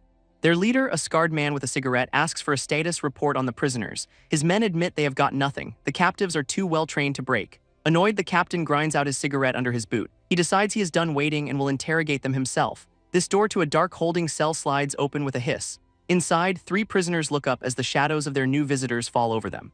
One of the captives is already banging on the barrier, demanding a fair fight like a child. This Black Panther just lights another smoke, completely unimpressed with the tantrum, and the prisoner just keeps hammering away, screaming at a guy who clearly does not care. This Black Panther just sighs, blowing a smoke ring of pure annoyance. He tells his men to open the door and let the loudmouth out. A guard hits the switch and the energy barrier drops for the prisoners. Instantly, the long-haired captive charges forward, screaming bloody murder. But this captain does not even flinch, his eyes just narrow. Instead, he whips out a handgun with inhuman speed and stops the guy's charge cold with a barrel to the forehead. Black Panther mockingly asks why he has suddenly gone so quiet. This prisoner calls him a coward for using a gun, demanding a real fight. For his trouble, he gets his legs swept right out from under him. With a boot on his head, the captain points out he never agreed to not use a gun. He grinds his heel in, earning a string of well-deserved insults. Admitting he is a scoundrel, he gives the guy 3 seconds to talk. This countdown begins and the panic is very, very real. When time runs out, he gives a final, chilling introduction. His finger squeezes the trigger, ready to end it right there, until a shout to stop makes him pause, clearly annoyed by the interruption. It is Sauda's crew and Black Panther just calls the whole thing boring. He complains to the district head for always ruining his fun. Tossing his cigarette, he whines that these interruptions are bad for his reputation. Black Panther calls the whole interruption disgusting, just oozing professionalism, and then the Farseer herself waltzes in, casually calling Sauda little brother. This captain notes how much their little group has grown since they last met. He then asks ManhwaCapped if her old man even approves of her new friends. With a smug wink, she confirms her grandpa is totally on board with all of it. Black Panther warns her to be careful since he'd be in trouble if the Mew family heir got hurt. He then asks her to say hi to her master for him, and ManhwaCapped drops the ultimate burn, revealing this guy was her grandpa's worst student. That one hits him right in the ego, sending him stumbling away in shame. Finally getting a word in, Sauda tells the Farseer to come on out. She steps forward, making a very dramatic entrance in those heels. Approaching our boy, she calls him her good little brother. She gets way too close, thanking him for not leaving his big sister to die. Sauda is just a blushing, flustered mess, so much for the tough mercenary act. ManhwaCapped immediately steps in, telling the woman to back off and keep her hands to herself. This just amuses the Farseer, who teases him about having a new girlfriend. Both of them absolutely lose it, with Sauda yelling she is a teammate and ManhwaCapped screaming she is his vice captain. This Farseer just laughs, trying to calm down the world's most awkward couple. Waving goodbye, she takes a parting shot at the dear captain and the gorilla. And yeah, the gorilla comment did not land well with the rest of the team. Back in the conference room, the newly expanded team gets down to business. ManhwaCapped immediately asks Sauda if he is really okay with the Farseer joining them. While the Farseer argues she is a huge asset, ManhwaCapped is clearly not buying it. She leans in, asking if this woman can be trusted, but Sauda says he trusts her completely. And her only conclusion is that our boy is just blinded by her looks, a classic tactical error.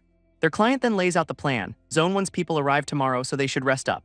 With a deadly serious look, he tells them the district is counting on them. Sauda, cool as ever, promises they will do their best. Satisfied, Chi-Ji-Yun excuses himself, leaving the mercs to it. The second he is gone, the Farseer is all over Sauda, asking for mission details while ManhwaCapped just fumes. Sauda explains they are representing Zone 6 in a competition against ability users from Zone 1.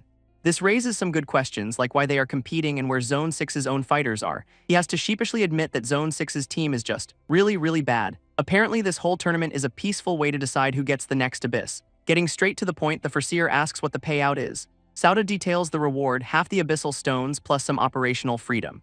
But our boy knows something they do not. This abyss has 6 seeds, making the stones the real jackpot. Hearing this, the Farseer is suddenly his biggest fan, absolutely gushing over the captain. Not to be outdone, ManhwaCapped chimes in with her own sparkly-eyed praise. Sauda just soaks it all in while his 2 biggest admirers glare daggers at each other. Sauda rallies the newly named Farseer mercenary group for their first big battle. This whole team is fired up, ready to make a scene.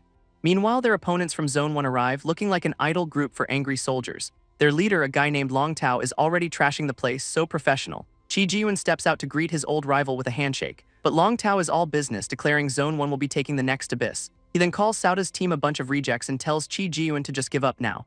Chi-Ji-Yun reminds him he has been losing for 10 years straight. Long Tao claims that was only because he was fighting alone against Chi-Ji-Yun and Black Panther. Now he is an ability user, sneering that he has completely surpassed the ordinary district head. With a smile that is pure poison, Chi-Ji-Yun just wishes him the best of luck. Sauda watches from the sidelines, completely unimpressed by the strongest ability user's boast. Long Tao lays out the rules, 5-on-5 elimination, first to 3 wins. And Chi-Ji-Yun agrees with a smirk that says he's got this in the bag. He leads the way, telling everyone to follow him to the arena. Both teams face off in the massive underground training grounds. Chi-Ji-Yun casually hands Sauda a cheat sheet with the enemy's abilities. Our boy is definitely impressed by this level of prep work. This district head just drops some classic Sun Tzu wisdom, know your enemy.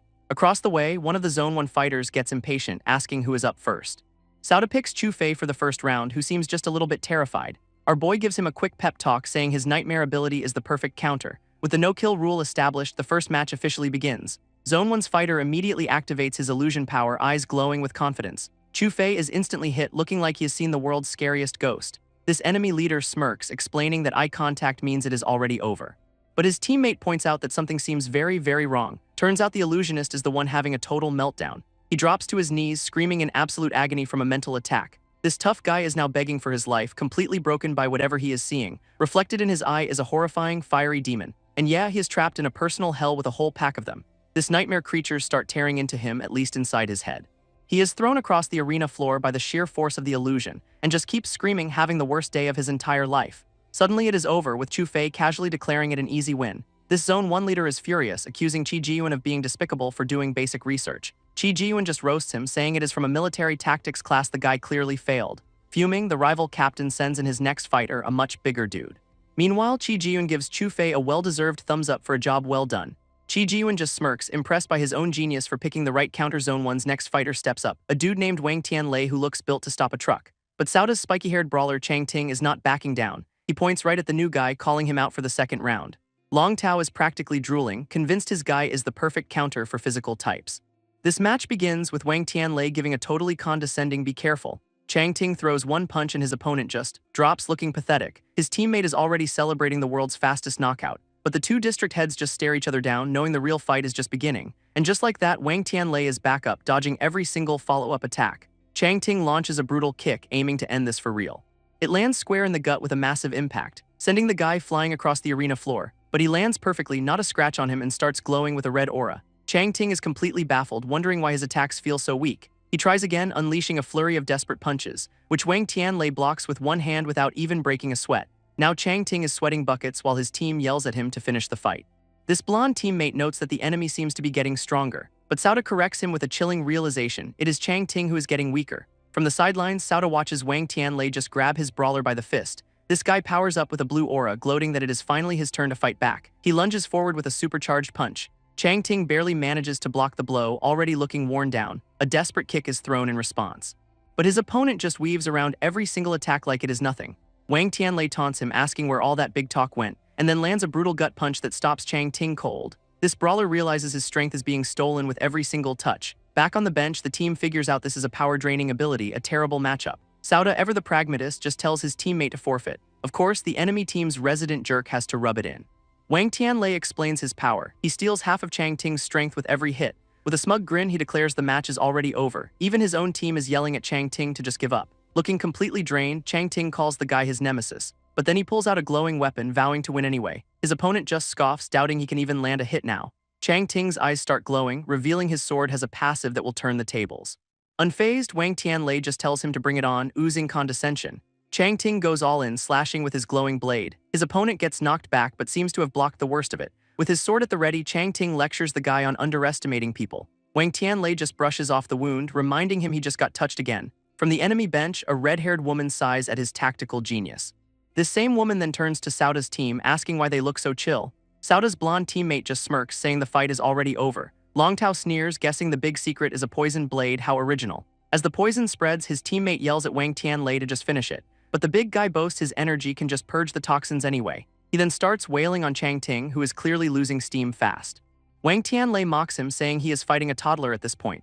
He winds up for the final blow, absolutely sure of his victory. And that is when Chang Ting grins, seeing his opening. He uses a slick joint lock to redirect the punch, stunning his opponent. Suddenly, Chang Ting is a blur of motion, dodging and weaving. Wang Tianlei is impressed but says the fancy moves are useless without any strength. His teammates are already celebrating, sure that one more hit will end it. But their captain Long Tao suddenly realizes something is very wrong. He cannot explain it, but a strange feeling has been nagging him this whole time. Long Tao's eye twitches, finally sensing the trap. On the field, Wang Tianlei suddenly looks woozy, his power flickering out. Then a single drop of blood hits the floor, followed by more. His captain is screaming at him to just end it with one punch, no questions asked. So the big guy lunges forward, putting everything into one last desperate attack. But Chang Ting does not even flinch as the punch flies toward his face. Instead, he just smirks, dropping the classic "you have already lost" line. And just like that, Wang Tianlei collapses, completely drained and confused. He is panicking, wondering what the hell is happening to his body. Back on the bench, Long Tao's team cannot believe it. His energy should have purged any poison. Long Tao corrects them with a grim look. It is not poison, it is massive blood loss. Chang Ting stands over his opponent, casually asking if they even have a healer on staff. Turns out they do, as their medic rushes in to patch up the very leaky fighter. Wang Tianlei grits his teeth through the healing, looking totally humiliated. He apologizes to his captain for being careless and losing the match, but Long Tao is just silently fuming, probably planning a very unpleasant post-match debrief. A new fighter from Zone 1 steps up, a woman with purple hair ready for round 3. She rips off her jacket because why not add a little drama to the proceedings? With a wild grin, she reminds everyone they can still win this thing. Over on Sauda's side, the blonde guy just points out the obvious: she looks strong. This blonde guy has a cute flashback with his two sisters, one of whom is apparently easily spooked. Meanwhile, Sauda gets the intel on the new fighter, Xiao Ying, and blushes for some reason. His professional face is back on a second later, admitting this next match is gonna be rough. But the blonde dude is all confidence, sure that his girls Mew Q and Sister Scorpion can handle her. Sauda's not so sure, realizing her projection ability is a whole other level of dangerous. An explainer shows she can literally create objects from her imagination, the ultimate cheat code. And judging by her physique, she is in prime condition to imagine some very bad things for them. Her opponent is already sweating, wondering if she can, just create a missile. Sauda just deadpans the horrible truth: oh yeah, she absolutely can. In fact, he recalls a story where someone with this power projected a nuke and wiped out a city, so that is fun. Back in the arena, Xiao Ying is tired of waiting, telling them to fight or forfeit already. This blonde guy, bless his heart, steps up to take her on himself. But suddenly, Qi Jiyuan is interrupted by one of his men with an urgent message. A quick, secretive whisper completely changes the situation. Qi Jiyuan immediately marches over to Long Tao, demanding to know what he has done. He then announces the entire competition is over right now. Turns out a VIP from the higher-ups has intervened and is claiming the prize for themselves. Long Tao throws a full-on temper tantrum, promising to personally deal with this idiot. Sauda's team just stands there, wondering if they just got screwed out of a win. And Mew Q asks the big question on everyone's mind: who the hell is this VIP? Qi Jiyuan explains the mess: this is not just one VIP, it is an international deal. Mew Q immediately gets it. The Abyss is the bargaining chip for this whole shady alliance. This whole team just stands there, completely silent and blindsided by the news. Trying to smooth things over, Qi Jiyuan offers compensation and a weak warning not to cause trouble. With the competition officially dead, Long Tao's crew just walks off, leaving them behind. Sauda, however, is already thinking, a little smirk suggesting he is not done yet. Later that night, back at the 6th District Inspection Team headquarters. This crew is debriefing, with the blonde guy stating the obvious: they are in for a tough fight. But Sauda is fired up, declaring they absolutely have to secure that abyss. Just then, a loud knock echoes from the door. This blonde teammate opens it to find a new guy, looking totally surprised to see him, and right behind him is a woman with purple hair and a very serious expression. She barges in, announcing she is joining their next raid and calling dibs on all spirit stones. This team is baffled, pointing out she is supposed to be with the 1st District. Mew Q just smirks, telling her she has clearly misunderstood their situation. Sauda plays along, claiming the 6th District is just going to follow orders and sit this one out. But the new woman calls their bluff, saying she is not really from the 1st District either. This little twist leaves Sauda's crew completely stunned and speechless. She reminds him that his own intel briefing called her a temporary hire. Turns out she and Xiao Ying are just mercenaries temporarily working for Long Tao. This mercenary explains her predicament. With the government predicting abyss locations, freelancers are getting screwed. She tells Sauda his team is way too small for this mission, lacking both a healer and her special skills. With a confident smile, she extends a hand, offering a formal partnership. Sauda weighs the options, knowing it is a good deal but smelling a potential trap a mile away. To sweeten the pot, she offers him a chip packed with all her intel. She drops it right into his hand, promising to be around when the abyss opens. Then with a casual wave, she leaves the reasonable decision entirely up to him. As they walk off, Xiao Ying wonders if the plan will even work. Her partner just smirks, totally sure they will make the right choice. Later that night, a military unit is on high alert outside a secured facility. Their commander barks orders that absolutely nothing gets past them, and a squad of 4 soldiers snaps to attention with a crisp salute. Oh wait, it is just Sauda's crew in disguise, blending in perfectly. Turns out he took the deal, and the mercenary winks at him from the ranks. This intel she provided was not just on enemy fighters. It was a full-blown military map with patrol routes and everything. This let them slip right past security during a shift change, easy peasy. Inside, some rich-looking guy points to a glowing sigil, asking if that is where the monsters pop out. His little suit-wearing yes-man tells the young master to just sit back and relax. Apparently, a bunch of hired guns will kill the monsters, letting this kid absorb all their powers. This young master wants the monsters weakened, not killed. He is saving the glory for himself. For daring to suggest caution, his bodyguard gets a vicious backhand and a lecture on being a good dog.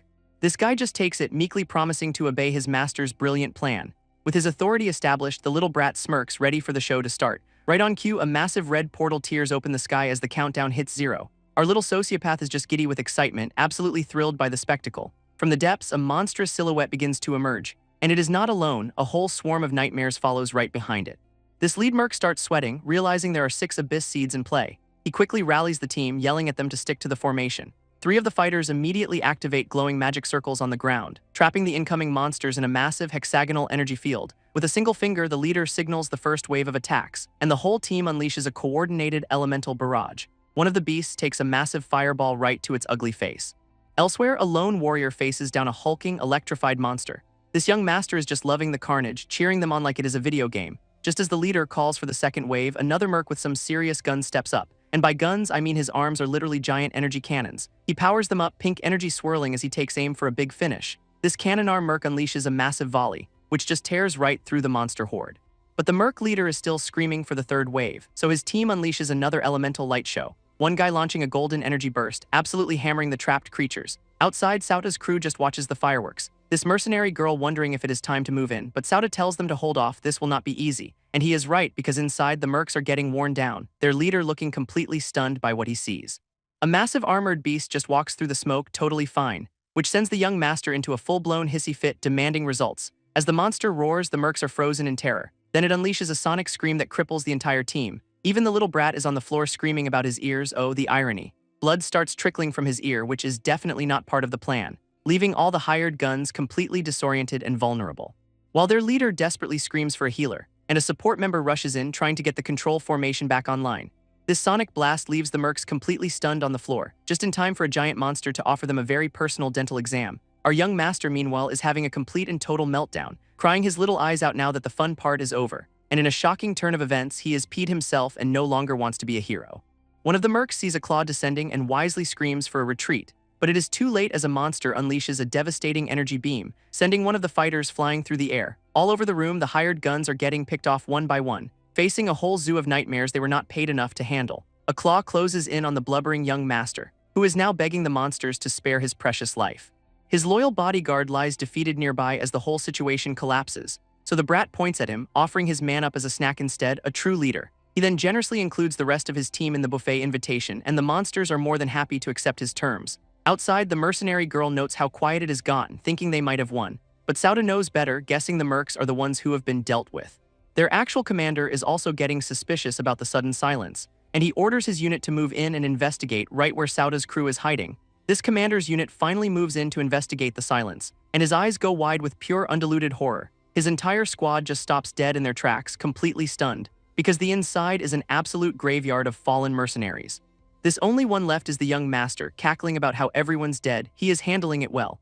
This commander starts yelling, demanding to know where the monsters went, but Sauta's already shouting for MUQ to make an ice wall now, instantly encasing their whole team in a massive crystal fortress, just as a monster claw smashes right against the barrier. All the regular soldiers are now screaming their heads off, yelling to run.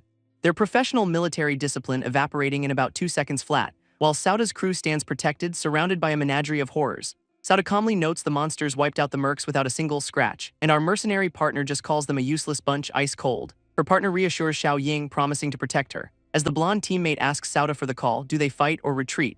Another guy points out they cannot just abandon the abyss seeds. And Sauta just smirks, drawing his glowing blade. I think that is a yes. With a single command to annihilate them all, the whole team powers up, stepping forward together to start the real fight. And of course, another team of hunters shows up to watch the show. This girl in their crew confirms their leader's guess was right. He just smirks, saying only a moron would have charged in to die like that last group. His teammate confidently agrees they can annihilate everyone else. So their genius plan is to let the two sides wear each other down first, then swoop in to claim the prize. Total vultures. Back in the fight, MUQ charges up a massive water attack, unleashing a spinning vortex of pure elemental energy, while the mercenary partner casts a strange green field, which seems to trap and weaken a whole pack of monsters. Xiao Ying immediately follows up, unloading with her guns, but a one-eyed beast just roars, ready to counter them all. Sauta shouts for MUQ to take out the most dangerous one first, and the mercenary girl they hired launches a swirling fire whip, slamming it right into the Cyclops monster's face. With an opening finally made, Sauta blitzes forward in a flash, bringing his blade down in a devastating, pixelated strike. But another tusked monster just roars, ready for its turn, getting caught in a coordinated pincer of fire and ice. Still, a huge armored beast just stands there, completely unfazed by the chaos.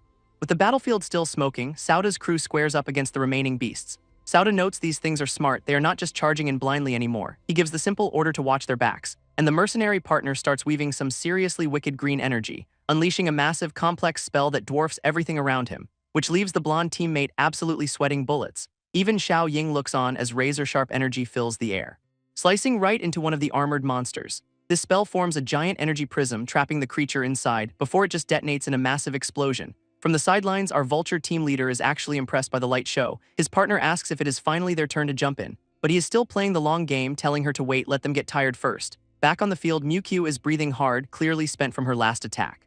Her power has the rest of the team thinking she is not one to mess with. This blonde guy looks at the clearing smoke, hoping it is all over. But of course it is not. The toughest monsters are still standing. Seeing his chance, Sauda screams for an all-out assault, and Xiaoying immediately lights up a monster with a full clip, while Sauda himself dives in, a blur of motion and slashing energy. One of the crew slices through the last of the small fry. And the blonde guy immediately starts celebrating, a bit premature, buddy, but the monster corpses start glowing with some seriously bad vibes, prompting another teammate to scream for everyone to keep fighting, which completely shatters the team's 1 second of victory. All that dark energy starts pulling together into a new, awful shape, forming a massive shadowy beast that just towers over them, and it just keeps growing into a multi-headed nightmare.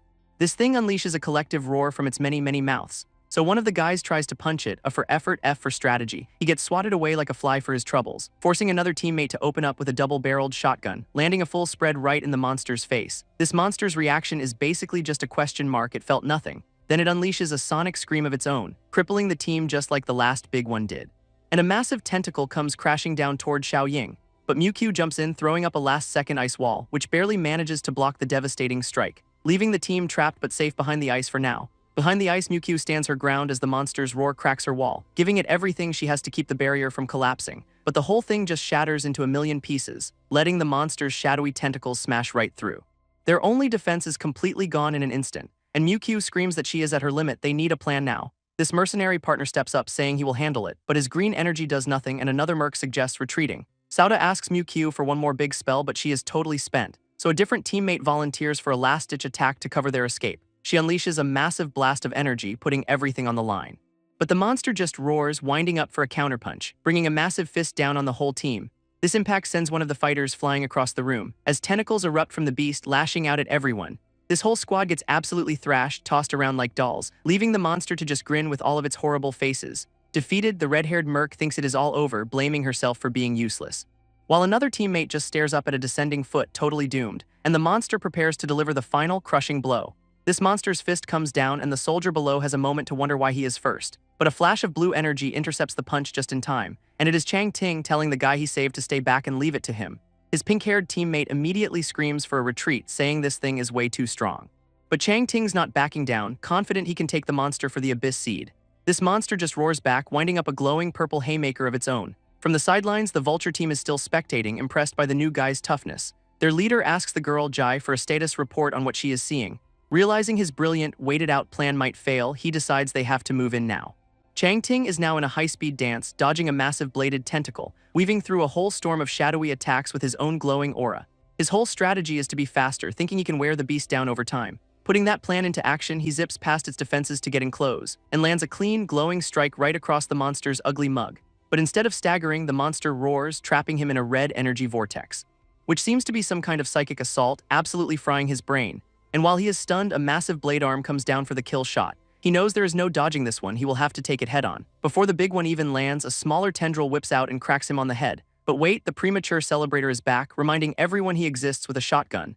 This pink-haired teammate screams for Chang Ting to get clear, unleashing her own massive energy beam right at the beast. But a wall of fire erupts, intercepting her attack. The vultures have arrived. Caught in the elemental crossfire, the monster is absolutely incinerated, leaving Chang Ting completely spent from his own part of the battle. This vulture leader stands over the corpse, coolly announcing his crew's presence, and we get a quick flash of Chang Ting's solo rampage that cleared the field, which left a whole pile of shiny abyss stones on the ground. Back in the present, his team starts celebrating their hard-won victory, and Chang Ting is already thinking about which power-up he is gonna get. He even tells the first defeated team to stand down. We will take it from here, guys. And that is when the vulture squad finally steps out of the shadows looking smug, prompting the pink-haired girl to recognize their leader, Magi. But he is not looking at her, he is waving at Mewtwo from the other team. Chang Ting is confused, so his teammate explains Magi is an old family acquaintance, and our boy puts it together instantly. They were waiting to steal the loot. This blonde teammate is ready to throw down, refusing to hand anything over. But Magi just smiles, saying the prize was always theirs and he will respect their choice to die.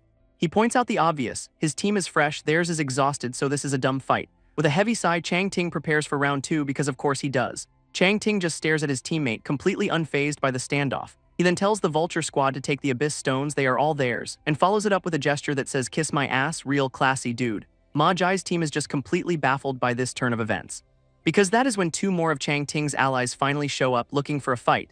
This new guy steps forward, totally changing the power dynamic on the field, and one of them, Kai, immediately challenges the vultures to bring it on. His partner quickly tells him to cool it, he has got this under control, as a massive golden summon appears right behind the smoker dude, who then proceeds to punch it into a million pieces just to show off.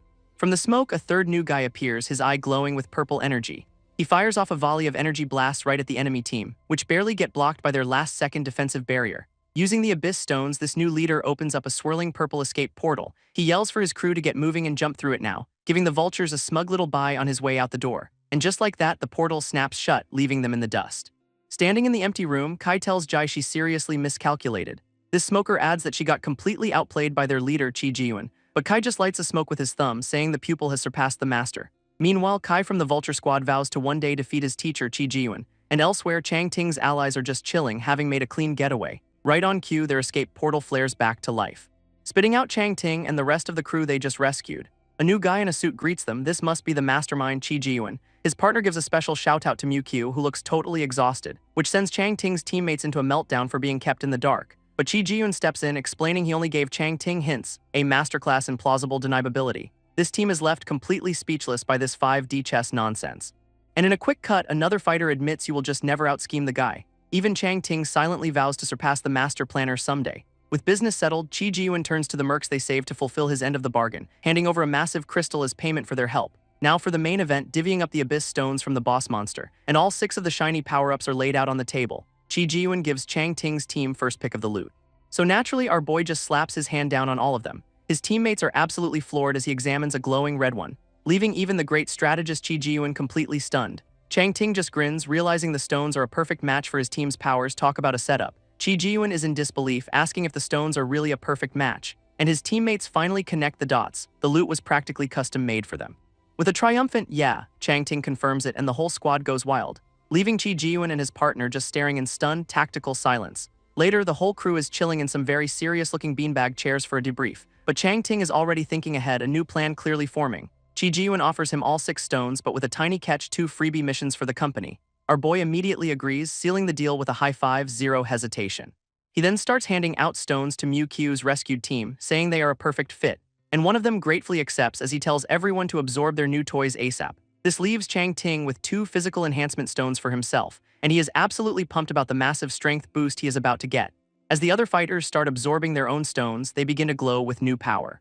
While Chang Ting smirks, knowing strength types give him the biggest upgrade of all, so he just pops both of them in his mouth like candy, ready for whatever comes next. A massive demonic red aura immediately explodes from his body, which seems to be a bit more intense than he was expecting, judging by the confused look on his face. This power surges violently, tearing at him as he screams in absolute agony. Suddenly, one of his teammates' eyes flash open, now glowing a brilliant gold, and she floats into the air, her own power-up complete as the energy around her dissipates. His teammate points out the obvious: Chang Ting's getting a huge power-up. This energy finally settles, and our boy takes a sharp breath, feeling the change. His blonde friend immediately asks how he is feeling, looking a little worried, but Chang Ting just clenches his fist, boasting he could one-shot that last boss now. And the stat screen confirms it, a 10-fold boost to strength and durability plus doubled reflexes. His teammate then wonders why they only got stones and no cool weapon drops. Lounging like a king, Chang Ting explains that stones are guaranteed, but gear is pure luck. As his friend whines about his weapon, Chang Ting drops a bombshell. The beginner protection period is over, which leaves the whole squad just staring, having absolutely no idea what that means. Of course, our boy just gives them a cryptic smile, saying they will find out soon enough. Elsewhere, another group of fighters looks out at a peaceful, sunny day, but Chang Ting's eyes flare up. He knows something is coming. Right on cue, a massive vortex of energy rips open the sky above the city, and a floating cosmic horror greets the players of Earth like a twisted game show host. It announces that after 6 successful invasions, the tutorial is officially over. Meanwhile, Chi Ji-eun and his partner watch from afar, one of them grumbling about being treated like a toy. But the master strategist just smirks, curious to see what happens now that the training wheels are off. In yet another location, Jai from the Vulture Squad gets the same news by the pool. Her associate celebrates, ready for the collapse and reconstruction of order, definitely not a good guy. And the monster lays out the new rules. Earth's energy is sealed and killing other players can now drop loot. With a final taunting "have fun," the cosmic horrors broadcast finally ends, and the blonde teammate is understandably losing his mind over the new rules. His squad tries to process the info dump: no power, more monsters, and something called an abyss key. Chang Ting calmly clarifies Rule 1: all of Earth's energy sources are just gone. His friend freaks out about going back to the Stone Age, but our boy says a new power source is on the way. He explains that monsters will now drop energy crystals that can replace everything, a total system reboot. Mewq points out this feels less like an invasion and more like the planets being forcibly evolved, and a close-up on Chang Ting reveals he is definitely considering that possibility. This red-haired woman asks about the Abyss key, but he is more focused on telling her to drop the little brother nickname. He then explains the key is their ticket into special high-stakes dungeons, which are basically a slice of the Abyss brought right to their doorstep fun. Chang Ting lays out the 3 tiers of keys, with extraordinary being the one they obviously want. His blonde friend immediately questions if they are even strong enough for that kind of challenge. But with a classic hero smirk, Chang Ting says they will find out by trying, zero hesitation. Mewq then asks the important question, where do these things even appear? He reveals that while most are random, his secret novel knowledge says their city gets the first top-tier trial. So he puts Mewq on key-finding duty and she is ready to go. Right on cue, the power cuts out and a little girl runs through the darkened hall in a panic. Chang Ting gently reassures her the lights will not be out for long. Elsewhere, Chi Ji-yoon and his partner watch the world go dark, telling his people to get ready for the chaos.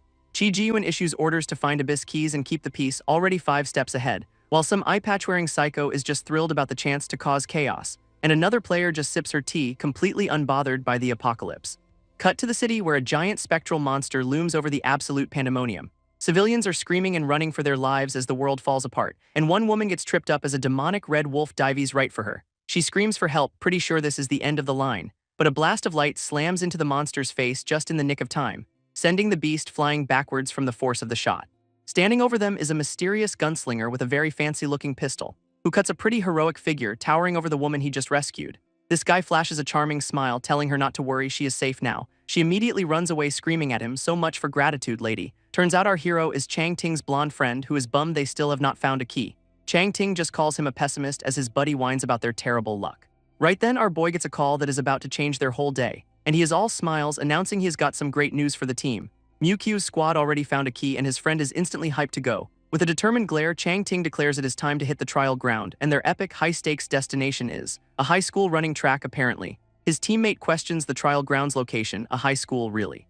And yup, there is the key just sitting in the middle of the soccer field. This pink-haired woman holds it up, asking Chang Ting for the go-ahead, and with his nod she places the key down to kick things off. A massive pillar of demonic energy immediately rips through the sky, so much for keeping a low profile. This summons a giant, terrifying gate right in front of the whole squad, but Chang Ting just calmly reaches out, ready to activate the highest difficulty. This system confirms it, they have officially picked extraordinary mode because of course they did.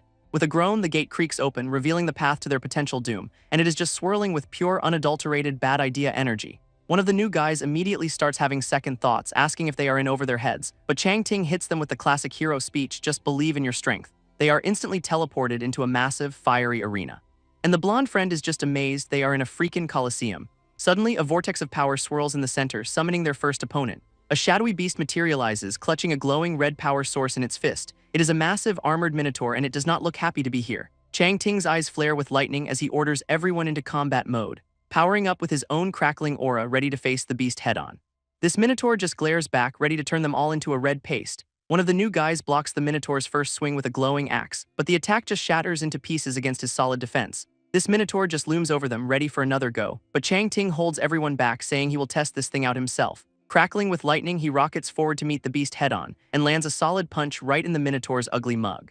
His immediate assessment, this thing's not particularly strong, which seems to be news to the minotaur currently getting its face caved in. Chang Ting concludes its physical stats are also pretty pathetic, a real confidence booster for the boss. Pissed off, the monster swings its axe with glowing red eyes, but our boy just gracefully leaps right over the attack, no sweat at all. He then starts charging up some kind of new technique in his hands, preparing to unleash a flurry of strikes on the poor beast.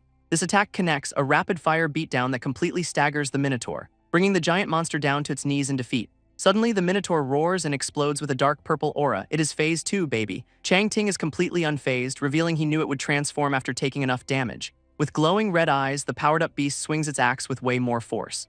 But Chang Ting just casually blocks the massive weapon with one hand. He notes its strength doubled, but it is still no threat, and its speed is just as unimpressive. He notes its speed is now garbage, basically making it a walking XP farm. Seeing how weak it is, Chang Ting decides this is the perfect time for some team practice, and his squad is more than ready to get their hands dirty. This whole team immediately unloads a massive, coordinated attack, which completely flattens the minotaur, leaving them standing over the smoking remains. Naturally, the blonde friend gets cocky, claiming he could have handled that himself.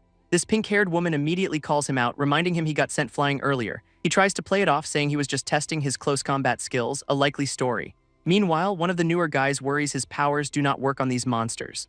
But Chang Ting quickly shuts that down, telling him his abilities are a crucial game changer. He explains that these early monsters are just mindless beasts, but later ones will be as smart as humans, and against those intelligent foes, his friend's unique powers will be absolutely essential. With his confidence restored, the guy is ready for whatever's next. Chang Ting then steps forward to put the poor Minotaur out of its misery. A single slash and the monster disintegrates into a shower of digital blocks. Right after, a giant system screen materializes in the arena, surprising everyone. It congratulates them for the win and asks if they want to make their squad name public. Chang Ting's answer is a hard no, they are staying off the grid. This board updates, listing them as squad number 1 with a hidden name and a 20-minute clear time. His blonde buddy is confused, asking why their ranking is not included if they are in first place. Chang Ting explains the deal, faster clears mean better loot on the leaderboards, and his blonde buddy is still catching up on the whole rewards concept. Our boy clarifies their first kill bonus is a special prize totally separate from the monthly rankings. Finally getting it, his friend is just hyped for their personal payout. Right on cue, a massive loot chest slams down from the sky. And the team immediately starts shouting out their wish list, guns and armor. This red-haired woman chimes in with poison, because of course she does. With a brilliant flash, the chest pops open to reveal their prize, and inside is a shiny new golden submachine gun. This blonde friend is losing his mind over it, especially when he sees it has unlimited ammo. This thing also gets stronger with rage and scales with his own stats, a perfect fit. He is absolutely giddy, admiring his awesome new weapon. Now he is demanding they call him the Dual Gun Ranger. Chang Ting just plays along with the dork. Seeing his new toy, the women on the team ask where they can get their own gear. Chang Ting assures them that with his knowledge, finding more arenas will be easy. Fired up, the pink-haired woman declares it is time to go hunt for more first-kill loot. But a system alert suddenly pops up, warning of an imbalance factor as the arena level climbs. His friend asks what is happening, but Chang Ting plays dumb, looking a little worried himself. Internally, our boy starts sweating, wondering if he is the reason the difficulty is spiking. This system confirms his fears, the arena level doubles and a new trial is about to begin. Our boy is stunned, the arena just jumped 2 whole levels instantly. A violent vortex of dark energy erupts in the middle of the arena, and with a tense shout, he warns everyone that the next boss is here. From the cracked ground, a massive fiery claw begins to emerge, revealing 2 demonic heads with glowing red eyes, and it is a freaking 3-headed hellhound roaring right in their faces. His pink-haired teammate immediately recognizes the legendary hellhound, which immediately charges forward, wreathed in flames. But she throws up a massive wall of ice to block the attack. With gritted teeth, she holds the line against the fiery onslaught, her ice wall straining against the intense heat. But the sheer force of the blast shatters her defense, sending everyone flying. All 3 heads of the beast snarl, ready to tear them apart. As the team regroups, Chang Ting announces the real battle starts now. He calls out their target, the hellhound Cerberus. Cut to deep space where 3 bizarre cosmic beings are observing everything. And this spiky, Cheshire Cat-looking one seems pretty amused by the show. His pharaoh-looking buddy, however, is already bored with these boring little bugs. This blue flame entity immediately accuses the pharaoh, "Was this your doing?" But the pharaoh just plays dumb, having no idea what he is talking about. This blue flame entity admits he got bored and spiced things up for his own amusement. And the spiky purple one immediately asks if he has lost his damn mind. He then threatens to kill the blue flame guy for interfering with his paradise, but the troublemaker just grins, daring him to even try. Their pharaoh-looking buddy has to break them up, complaining about the hassle of resetting timelines. He then decides to make things even crazier by joining the game himself. This other 2 just look on, wondering what he is planning now. This pharaoh explains he is raising the stakes by adding a new variable to the bugs, because apparently being cosmic gods for ages gets a little lonely. So he proposes a contest. They each pick a champion, and if they pass a trial, they ascend. This winner of this little wager gets absolute authority for the next 10 eons, no big deal. He asks the other 2 if they are in on this absolutely insane bet. This blue flame entity doubts a bug could ever reach their level. But he accepts the proposal anyway, choosing his player on the planet below. After a tense silence, the spiky purple one is also on board. With the cosmic bet made, they all agree to watch and see how far the mortals can go. Back in the arena, Cerberus roars, ready to continue the fight. But a massive pillar of purple energy suddenly materializes from above. It swirls violently, descending right on top of the battlefield, and Chang Ting's entire squad can only stare up in total shock. That purple pillar is replaced by a sickly green aura as Cerberus starts to evolve, its head's morphing into something way more demonic and seriously pissed off. And there it is, a fully armored 3-headed nightmare roars, ready for round 2. Even Chang Ting is floored, realizing this thing is somehow still powering up. Right before a system alert drops the bomb, the rules of the game have been altered mid-fight. Cut to our spiky purple god, who is just thrilled about the new high-difficulty, high-reward system he has cooked up, which is now being forced downloaded into every human's brain, no opt-out available. All across the world, other powerful-looking players are getting the same terrifying update, as the cosmic jerk cheers on the bugs to kill each other for his amusement. With the new rules locked in across the entire planet, the real death game has officially begun.